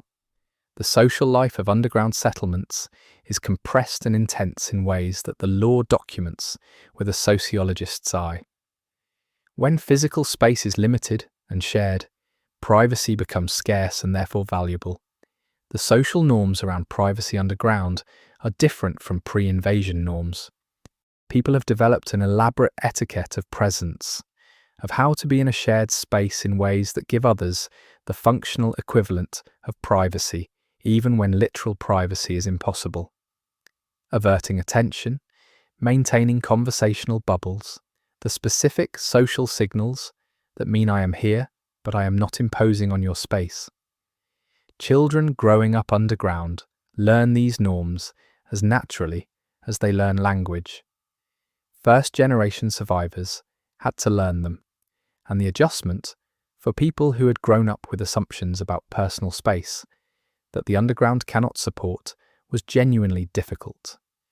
Relationships underground form under pressure that the pre-invasion world did not apply in the same way. The people in your settlement are the people in your world. The social pool is small and fixed in ways it never was before. You cannot move to a different city. You cannot leave the context. The relationships you have, the good ones and the difficult ones, are the relationships you have. This creates both depth and intensity in underground social dynamics. Long-term relationships become very long-term. Conflicts that in the pre-invasion world might have been resolved by distance and separation have no such resolution available. The social skills of conflict management and coexistence that underground settlements require are not optional. A settlement that cannot manage its internal social dynamics will not survive them. The law documents specific social institutions that underground communities have developed to manage this pressure. Formal mediation systems for conflict resolution, structured social occasions that create positive shared experience across the settlement's population, specific roles that function as community mental health infrastructure even when they are not formally identified as such. The person who knows how to read a room and redirect a conversation before it becomes a conflict. The elder who has the authority to say the thing that needs to be said to the two people who cannot say it to each other. The communal meal that creates forced positive contact between people who would otherwise avoid each other. These are not trivial. They are load-bearing elements of underground social architecture. Night in an underground settlement, or what passes for night, is its own specific experience. The lights go down on schedule. The settlement quiets. The sounds of work and movement reduce to background, and in that relative quiet, the sounds that the underground always makes become more present. The hum of power systems, the movement of water through pipes, the distant mechanical sounds of the settlement's infrastructure doing what it does. And sometimes, for settlements close enough to the surface, other sounds. Sounds from above, arc sounds, the specific acoustic signatures of arc unit movement or arc installation activity, transmitted through rock and soil and infrastructure to ears that have learned to interpret them. Learning to sleep with those sounds is something the underground generation does not have to learn. They grew up with them. For the first generation, it was a process. Some people never fully habituated. The specific psychological weight of lying down to sleep while aware that the thing that destroyed your world is moving around above you is not something that resolves through simple habituation. The dreaming life of underground settlements is addressed in the lore obliquely, through the cultural artifacts that dreams generate. People talk about their dreams in the underground world with an attention that might seem excessive by pre-invasion standards. But in a world without a lot of external novelty, without the constant sensory variety of the surface world, the dream life becomes one of the primary sources of internal experience that is genuinely surprising. First-generation survivors dream about the surface, about the pre-invasion world, about open space and light, and the people and places that are gone. The underground generation dreams about the underground, mostly, because that is what their brains have to work with. But they also dream about the surface in ways shaped by the murals and the stories and the images on data storage devices. They dream about a sky they have mostly not seen, and those dreams are different in character from the dreams of people who remember it. More symbolic, more constructed, more mythological. The lore does not spend a lot of time on dreams directly, but the texture of the underground world that it builds has a dreamlike quality in places that I think is deliberate. The underground is a world that was not supposed to exist.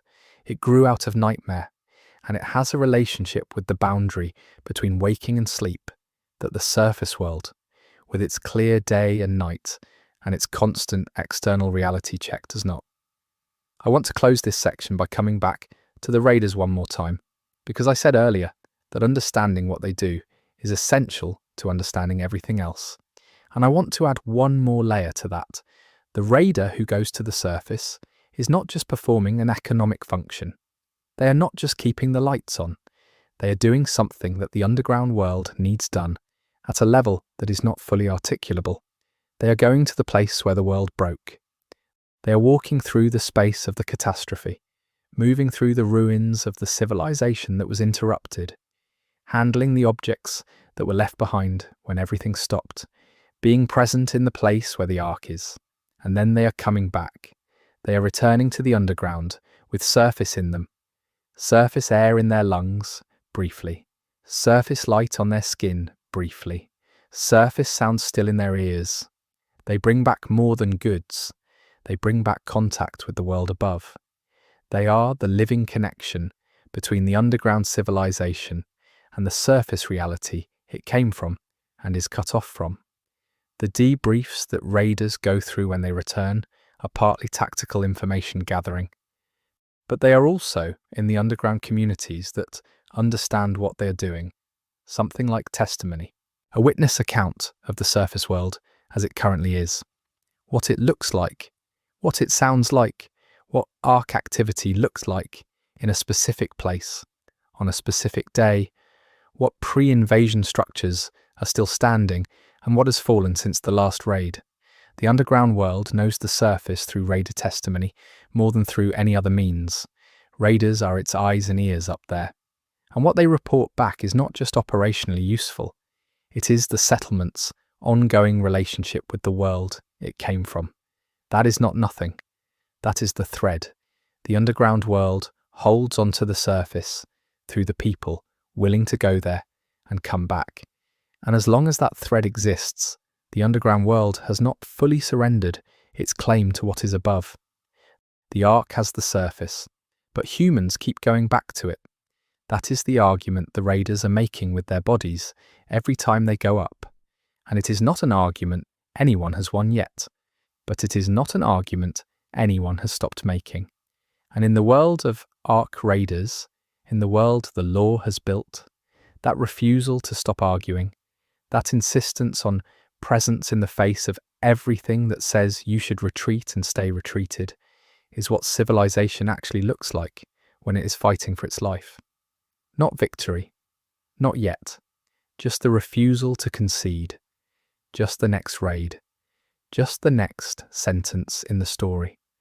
The next sentence in the story is always written by someone who decided to go back up, and I want to spend some time on who those people actually are, not in the abstract, not as a cultural category, but as the specific kinds of humans that the underground world produces and selects for when it sends people to the surface. Because the raider is not a generic action hero. The raider is a specific product of a specific world. And understanding what that world does to a person, what it selects for, and what it costs, tells you something about the underground civilization that no amount of faction politics analysis can. The first thing the underground world does to a person is teach them that space is finite. This sounds simple. It is not. The pre-invasion world, for most of its population, operated on an assumption of available space. If you needed more room, you moved. If a space was not working, you left it. The horizon was always somewhere you could go toward. The surface world had a psychological openness to it that was so constant and so complete that most people never consciously registered it as a feature of their existence. Underground, that openness is gone. The walls are always there. The ceiling is always there. The distance you can move in any direction is defined and known. The settlement has edges, and you are always somewhere inside them. The psychological adaptation to this is extensive and well documented in the law. Some people never fully make it. Claustrophobia, in the clinical sense, is one failure mode. But more common and more insidious is a subtler adaptation failure that the underground medical community calls spatial grief, though that is not the clinical term. A persistent low-level distress generated by the absence of open space that does not rise to the level of clinical anxiety, but that colours everything. That makes the underground feel like a cage, even when intellectually the person knows it is a home. People who adapt successfully to underground space tend to share certain cognitive characteristics. The ability to invest meaning in small spaces, to make a corner their own, to find the interior of a confined space interesting rather than limiting, to be genuinely comfortable with the walls close. Raiders, interestingly, often do not score as high on these characteristics as you might expect. The raider personality, as documented in the law through behavioural observation and self-report, tends toward a tolerance for confinement that is functional but not enthusiastic. Raiders endure the underground. They do not love it, and that not loving is part of what drives them to the surface. The surface, for a certain kind of person, is not just a workplace. It is relief. The experience of open space, even a dangerous open space, full of arc units and environmental hazards, carries a physical and psychological relief for people who are fundamentally not suited to confinement. The danger is real, and the raiders who go up know it is real. But for some of them, the danger is easier to bear than the walls. This creates a specific raider psychology that the law captures in fragments. the person who is more comfortable in a known dangerous open space than in an unknown safe confined one, the person whose risk calibration is skewed by the specific relief that the surface provides, the person who comes back from a raid and immediately starts thinking about the next one, not just because the work needs doing, but because the work gives them somewhere to put themselves that is not underground. The underground world needs these people. It cannot produce the surface goods it needs without them. But it also cannot fully understand them, because the majority of the underground population has adapted to confinement in ways that make the raider's relationship with the surface feel alien. Why would you choose to go up there? Why would you want to? The answer for the raider who goes up because the surface gives them something the underground cannot is not fully communicable to someone who does not feel the same thing. It is not just bravery. It is not just economics. It is something closer to need. A need that the underground world created by taking the surface away.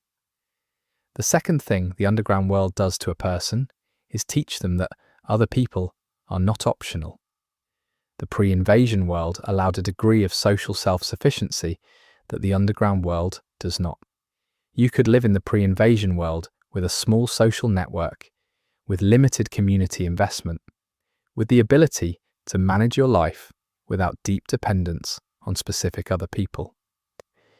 The infrastructure of the pre-invasion world absorbed a lot of the interdependence that humans require and made it invisible. Underground, that infrastructure is either absent or visibly maintained by specific people. The water coming out of the pipe has a face. The person who keeps the power running is someone you eat meals near. The food you are eating was grown by people whose names you know. The invisibility of interdependence that the pre-invasion world offered is gone. This makes relationships in the underground world load-bearing in a way they often were not before. You cannot afford to be in serious, unresolved conflict with the person who maintains your water system. You cannot afford to make an enemy of the person whose skills are the difference between your settlement managing a medical emergency or not. The social incentives toward resolution, toward maintenance of functional relationships, even with people you do not like, are enormous. What this does to people over time is complicated. It creates social skills that the pre-invasion world did not require as consistently. The ability to maintain functional relationships across significant personal friction. The ability to resolve conflict without the option of simply leaving. The ability to find the workable relationship inside a difficult one. It also creates specific failure modes. Communities where the social pressure to maintain functional relationships has compressed genuine conflict into something that is no longer expressed, but is not resolved. The law documents settlements where the surface social harmony is maintained at the cost of significant psychological suppression, where the unsaid things have accumulated to a weight that eventually produces catastrophic release, rather than gradual resolution. The healthiest underground communities in the law are the ones that have developed explicit social infrastructure for expressing and processing conflict, not suppressing it. The ones that understand that the pressure of confinement and interdependence generates social heat, and that social heat needs somewhere to go, and that providing it somewhere to go safely is preferable to waiting for it to find its own way out. Raiders exist partially outside this dynamic. The raid crew is a chosen small group within the larger settlement. The intensity of the raid experience creates bonds within that crew that are different in character from the broader settlement relationships. More chosen, more tested, more intimate in the specific way that shared mortal risk creates intimacy. The relationship between a raider and their crew is one of the most human threads in the entire law. The law does not sentimentalize it. It does not make it uncomplicated. Raid crews have internal conflicts. They have power dynamics.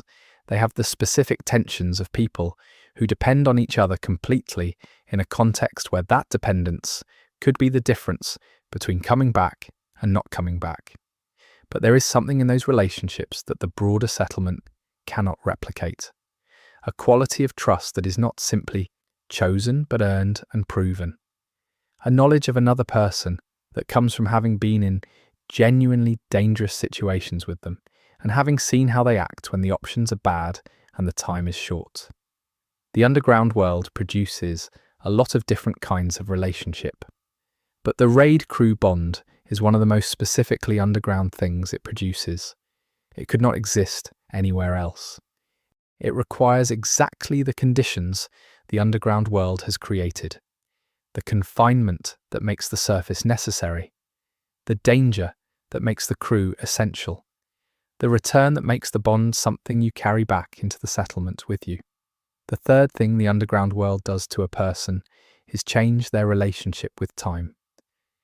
I talked earlier about how underground time is different from surface time, how the absence of natural light cycles changes the biological experience of time passing.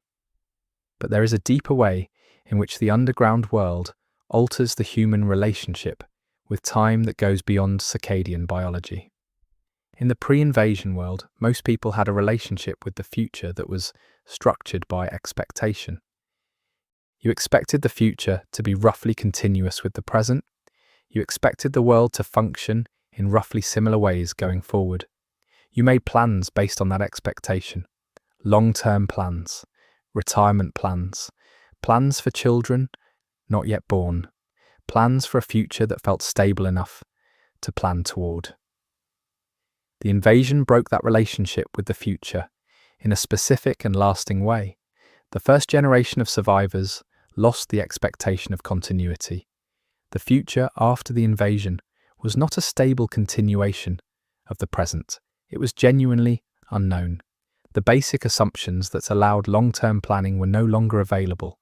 What replaced them was not nothing. It was something harder and more deliberate. A relationship with the future that is chosen rather than assumed. Underground communities that invest in long-term projects, that dig tunnels that will take years to complete, that plant crops that will not be harvested for months, that educate children for a world they hope will exist, are making a conscious choice to treat the future as real.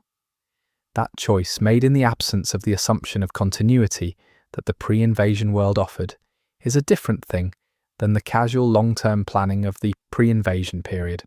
It is more intentional, more fragile, more deliberate. The underground generation has grown up with this deliberate relationship with the future as their normal. They have not lost the assumption of continuity because they never had it. Their relationship with the future is one of conscious investment rather than background expectation. In some ways, this makes them more practically oriented toward the future than the first generation, which is still processing the loss of the assumption rather than simply working without it. But it also means the underground generation lacks something the first generation had even in their grief. The first generation remembers what it felt like to assume the future would be there. They know from the inside what that assumption enabled. The underground generation has to take it on faith. I want to talk about something that almost never gets discussed in Ark Raiders lore breakdowns, which is humour. The underground world has humour. Of course it does. Humans produce humour under almost any conditions, and the underground world is no exception. But the specific character of underground humour is shaped by the specific conditions of underground life, in ways that are worth attending to. Underground humour tends toward the dark and the practical. The pre-invasion world had a broad spectrum of comedic modes, from the gentle and whimsical to the savage and transgressive. The underground world has compressed that spectrum. Whimsy requires a kind of lightness that is hard to maintain when every resource is accounted for, and the thing that destroyed your world is moving around above you. The underground world's humour tends toward the sardonic, the self-aware, the kind of laughter that knows exactly how bad things are and is laughing anyway, specifically because it knows. Raiders have a specific comedic culture that the lore communicates through the peripheral details of how they interact. The dark joke about a near miss that processes what could have been a trauma. The elaborate collective mythology built around past raids that combines memorial and comedy in a way that honors the dead while keeping the living functional. The specific vocabulary of raider humor that signals membership in the community to other members and is largely opaque to outsiders. Humor in the underground world is social infrastructure. It is one of the mechanisms by which communities process experiences that are too heavy to carry as pure weight. The settlement that laughs together about the thing that almost broke it is a settlement that has metabolized the experience rather than simply storing it as unprocessed stress. The factions have different humor cultures that reflect their different characters. The institutional faction's humor tends toward the hierarchical, jokes that work within the chain of command and reinforce its structure even as they play with it. The corporate-descended faction's humor tends toward the transactional, the knowing joke about the deal that almost went wrong, the shared appreciation for a cleverly managed situation. The raider community's humor tends toward the physical and the survival-oriented, deeply embedded in the specific experiences of going to the surface and coming back. What is not funny in the underground world is also telling. Jokes about the Ark going wrong, about misunderstanding Ark behavior in ways that get people killed, tend to land badly and are avoided. Not because death itself is off limits as a comedic subject, it is not, but because those specific jokes touch a nerve about the specific ways that the underground world is most vulnerable. There are forms of darkness that humour can process, and forms that it cannot, and the communities that understand the difference are the ones that manage their collective psychological health most effectively. There is one more thing I want to say before this video ends, and it is about the relationship between the individual and the world the lore has built. The Ark Raiders lore is a big world. The factions, the history, the Ark itself, the underground civilization, all of it operates at a scale that makes the individual human feel small, and I think that is intentional. The scale is part of the point. The world that broke was big, and the thing that broke it was bigger. But the lore keeps returning to the individual, the child's drawing on the wall, the last entry in a personal log, the specific bond between raid crew members, the humour of a community processing its hardest experiences, the dream of open sky in a person who has never seen it. The individual is not lost in this world. The individual is the reason the world matters. The factions and the Ark and the history are the frame. But the person inside the frame, the person waking up in the morning to scheduled lights, eating fungal protein, going to their work, maintaining their relationships, going to the surface if they are a raider, coming back if they are lucky, that person is what all of it is about, and that person is trying. Under conditions that were not chosen and cannot be fully managed and do not offer clear resolution, they are trying. Going to work, maintaining relationships, teaching children, preserving knowledge, painting the sky on the walls. Trying is not a dramatic thing. It is not the stuff of climactic moments, but it is the stuff of survival.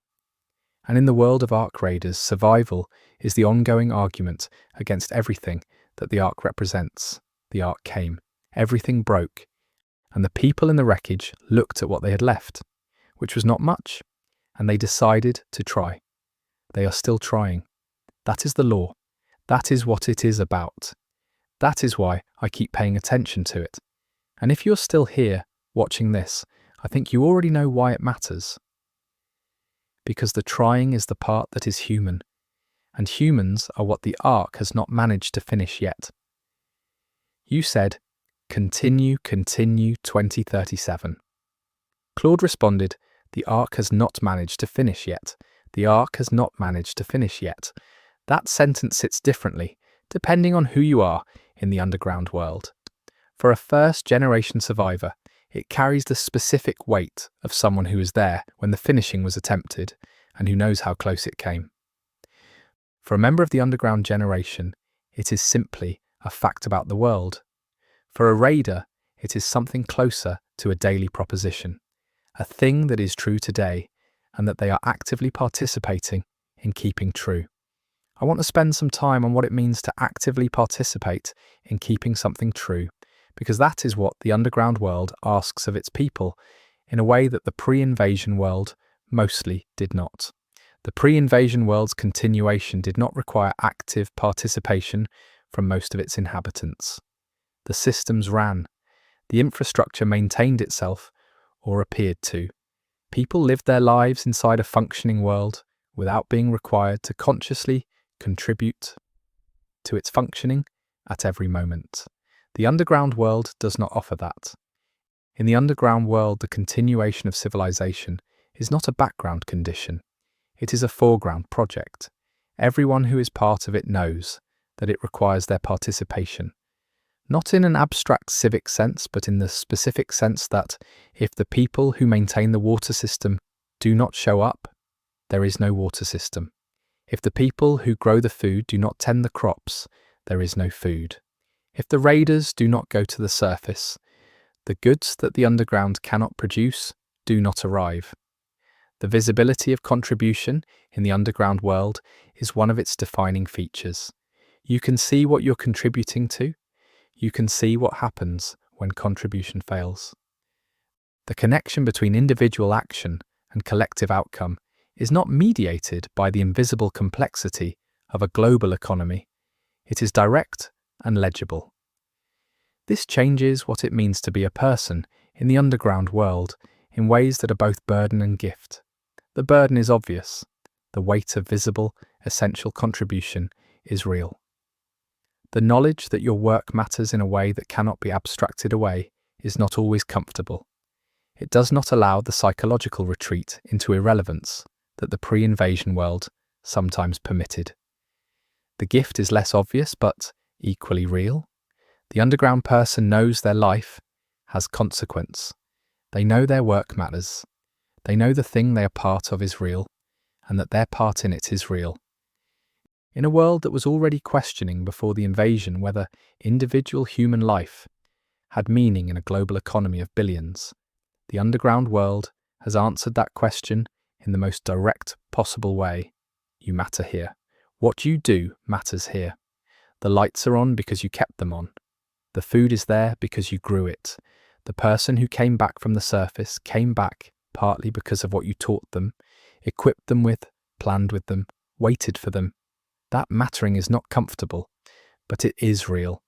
And the law suggests that the underground people who have found a way to receive it as gift, rather than only burden, are the ones who function best over the long term.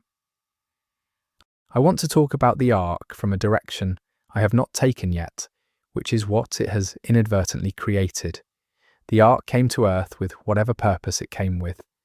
The law does not resolve that purpose, but whatever the Ark intended, what it has actually produced, in addition to the destruction and the ongoing occupation of the surface, is something it presumably did not design for. It produced the underground world.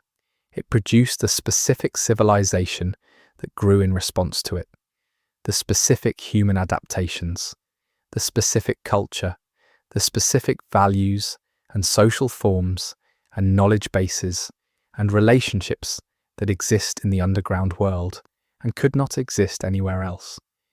The Ark, in the process of doing whatever it is doing, created the conditions that produced a version of human civilization that has characteristics no previous human civilization had. That is an extraordinary and uncomfortable thing to sit with. The underground world is not simply a diminished version of the pre-invasion world. It is not just the pre-invasion world with less space and more danger. It is something genuinely different, something that has qualities, the visibility of interdependence, the deliberate relationship with the future, the specific depth of raid crew bonds, the humour that knows exactly how bad things are, the murals of sky on tunnel walls, that did not exist in the pre-invasion world and that the pre-invasion world could not have produced. The Ark made this. Not intentionally, not as a goal, but as a consequence.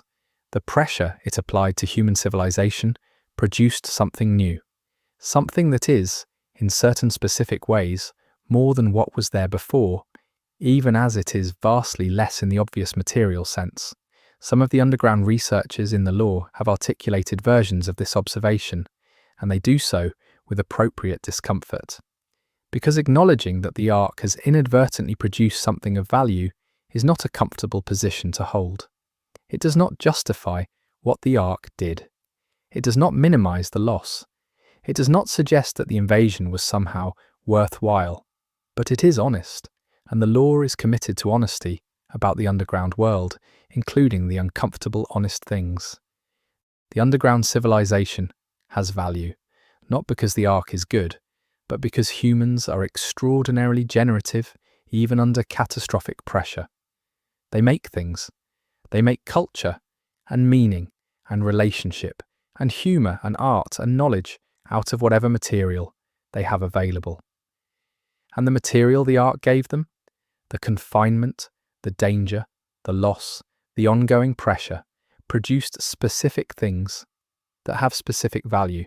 The people of the underground world did not choose their conditions, but they chose what to make of them, and what they made is real. There is a question that the lore keeps circling without landing on directly, and I want to try to land on it here. What is the underground world for? Not in the survival sense. The survival answer is obvious. The underground world exists to keep humans alive while the surface is occupied by the Ark. That is its origin and its immediate purpose. But a civilization is not just a survival mechanism. A civilization is a project. It is an ongoing collective answer to the question of what human life is for and how it should be organized and what it should produce and what it should value. The pre-invasion world had many answers to those questions. Messy, contradictory, contested answers. Different cultures and political systems and philosophical traditions, all offering different versions of what civilization was for. That plurality was one of the pre-invasion world's defining features. The underground world has fewer resources for plurality. The pressure of survival and the constraints of physical space and the necessity of collective coordination have produced communities where the answer to what are we for has to be more unified, more practical, more oriented toward immediate and visible outcomes. But not entirely. The libraries exist, the murals exist, the food traditions exist, the humour exists, the dream life exists. The underground world is not only practical, it preserves and generates things that are not immediately useful, things that are valuable in the older, larger sense of what civilization is for. And I think that preservation and generation is the underground world's answer to its own question. What are we for? We are for keeping the human project going. Not just the human bodies, not just the human population count. The human project. The thing that makes humans more than a biological category. The culture and the knowledge and the meaning-making and the beauty and the humour and the relationship and the sky painted on the tunnel walls. We are for that. And the Ark, for all its power and its ongoing surface occupation and its unknown purpose, has not managed to take that away. The raiders go to the surface and come back. Every time that happens, the human project asserts itself against the Ark's occupation. Every time a raider returns with goods that keep a settlement functioning, with testimony that keeps the underground world's knowledge of the surface current, with their own body still alive and capable of going back up again, the human project scores a point that is not nothing. It is not victory. The lore is honest about that. The raiders are not winning the surface back. The Ark is not being pushed out. The balance of power between the underground world and the surface occupation has not fundamentally shifted in any direction that the current evidence clearly supports. But the human project is continuing. It is not winning, and it is not losing. It is persisting. And persistence in the face of the Ark is itself a form of success that the pre-invasion world did not require humans to achieve, because the pre-invasion world did not require humans to fight for their own continuation. The underground world fights for its own continuation every day. Not dramatically, not in climactic moments, in the water system, maintenance and the food production, and the raid preparation, and the knowledge preservation, and the social conflict management, and the scheduled lights coming up in the morning. That is what the fight looks like from the inside. And from the inside is the only place the lore of Ark Raiders actually shows it to you. I said at the beginning of this video that I wanted to lead with the environmental and audio lore rather than the official faction descriptions, because I think the world itself tells a more honest story than any in-game text entry does. Having spent all this time in that world, I want to say what I think the honest story is. The honest story is not about the Ark's origin, or the Ark's purpose, or the faction politics, or the raider economics. Those are the frame. The honest story is about what humans do when the frame is the worst possible frame. When the conditions are catastrophic, and the future is uncertain, and the enemy is not understood, and the resources are scarce, and the walls are close, and the sky is gone. The honest story is that they try. They try imperfectly. They fail sometimes, and succeed sometimes, and the line between those is not always clear. They make things that are beautiful, and things that are ugly, and things that are morally complicated, and things that are simply practical. They love each other, and conflict with each other, and depend on each other, and sometimes fail each other. They grieve what was lost and build what they can with what remains. They paint the sky on the walls, and then they go to sleep under those paintings and dream about the thing they painted, and then they wake up and the lights come on, and they do it again. That is the honest story. That is the lore of Ark Raiders, underneath all its layers of faction politics and Ark mystery and survival economics. It is a story about trying, about the specific human insistence on continuing to try, even when trying is hard, and the outcome is not guaranteed, and the enemy is larger than you, and the world is not what it was. The Ark came, everything broke, and the humans went underground, and painted the sky on the walls, and kept the lights on, and sent people to the surface, and brought back what they needed, and taught their children, and preserved their knowledge, and told their stories, and made their jokes, and grieved their dead, and planted their crops, and maintained their water systems, and argued about faction politics, and raided, and returned, and raided again. They tried. They are still trying. That is the sentence the lore is writing. Every raid is another word in it. Every settlement that survives another season is another sentence. Every child born underground who learns to read the sky from a painting on a tunnel wall is another paragraph. The story is not finished. It will not be finished for a long time.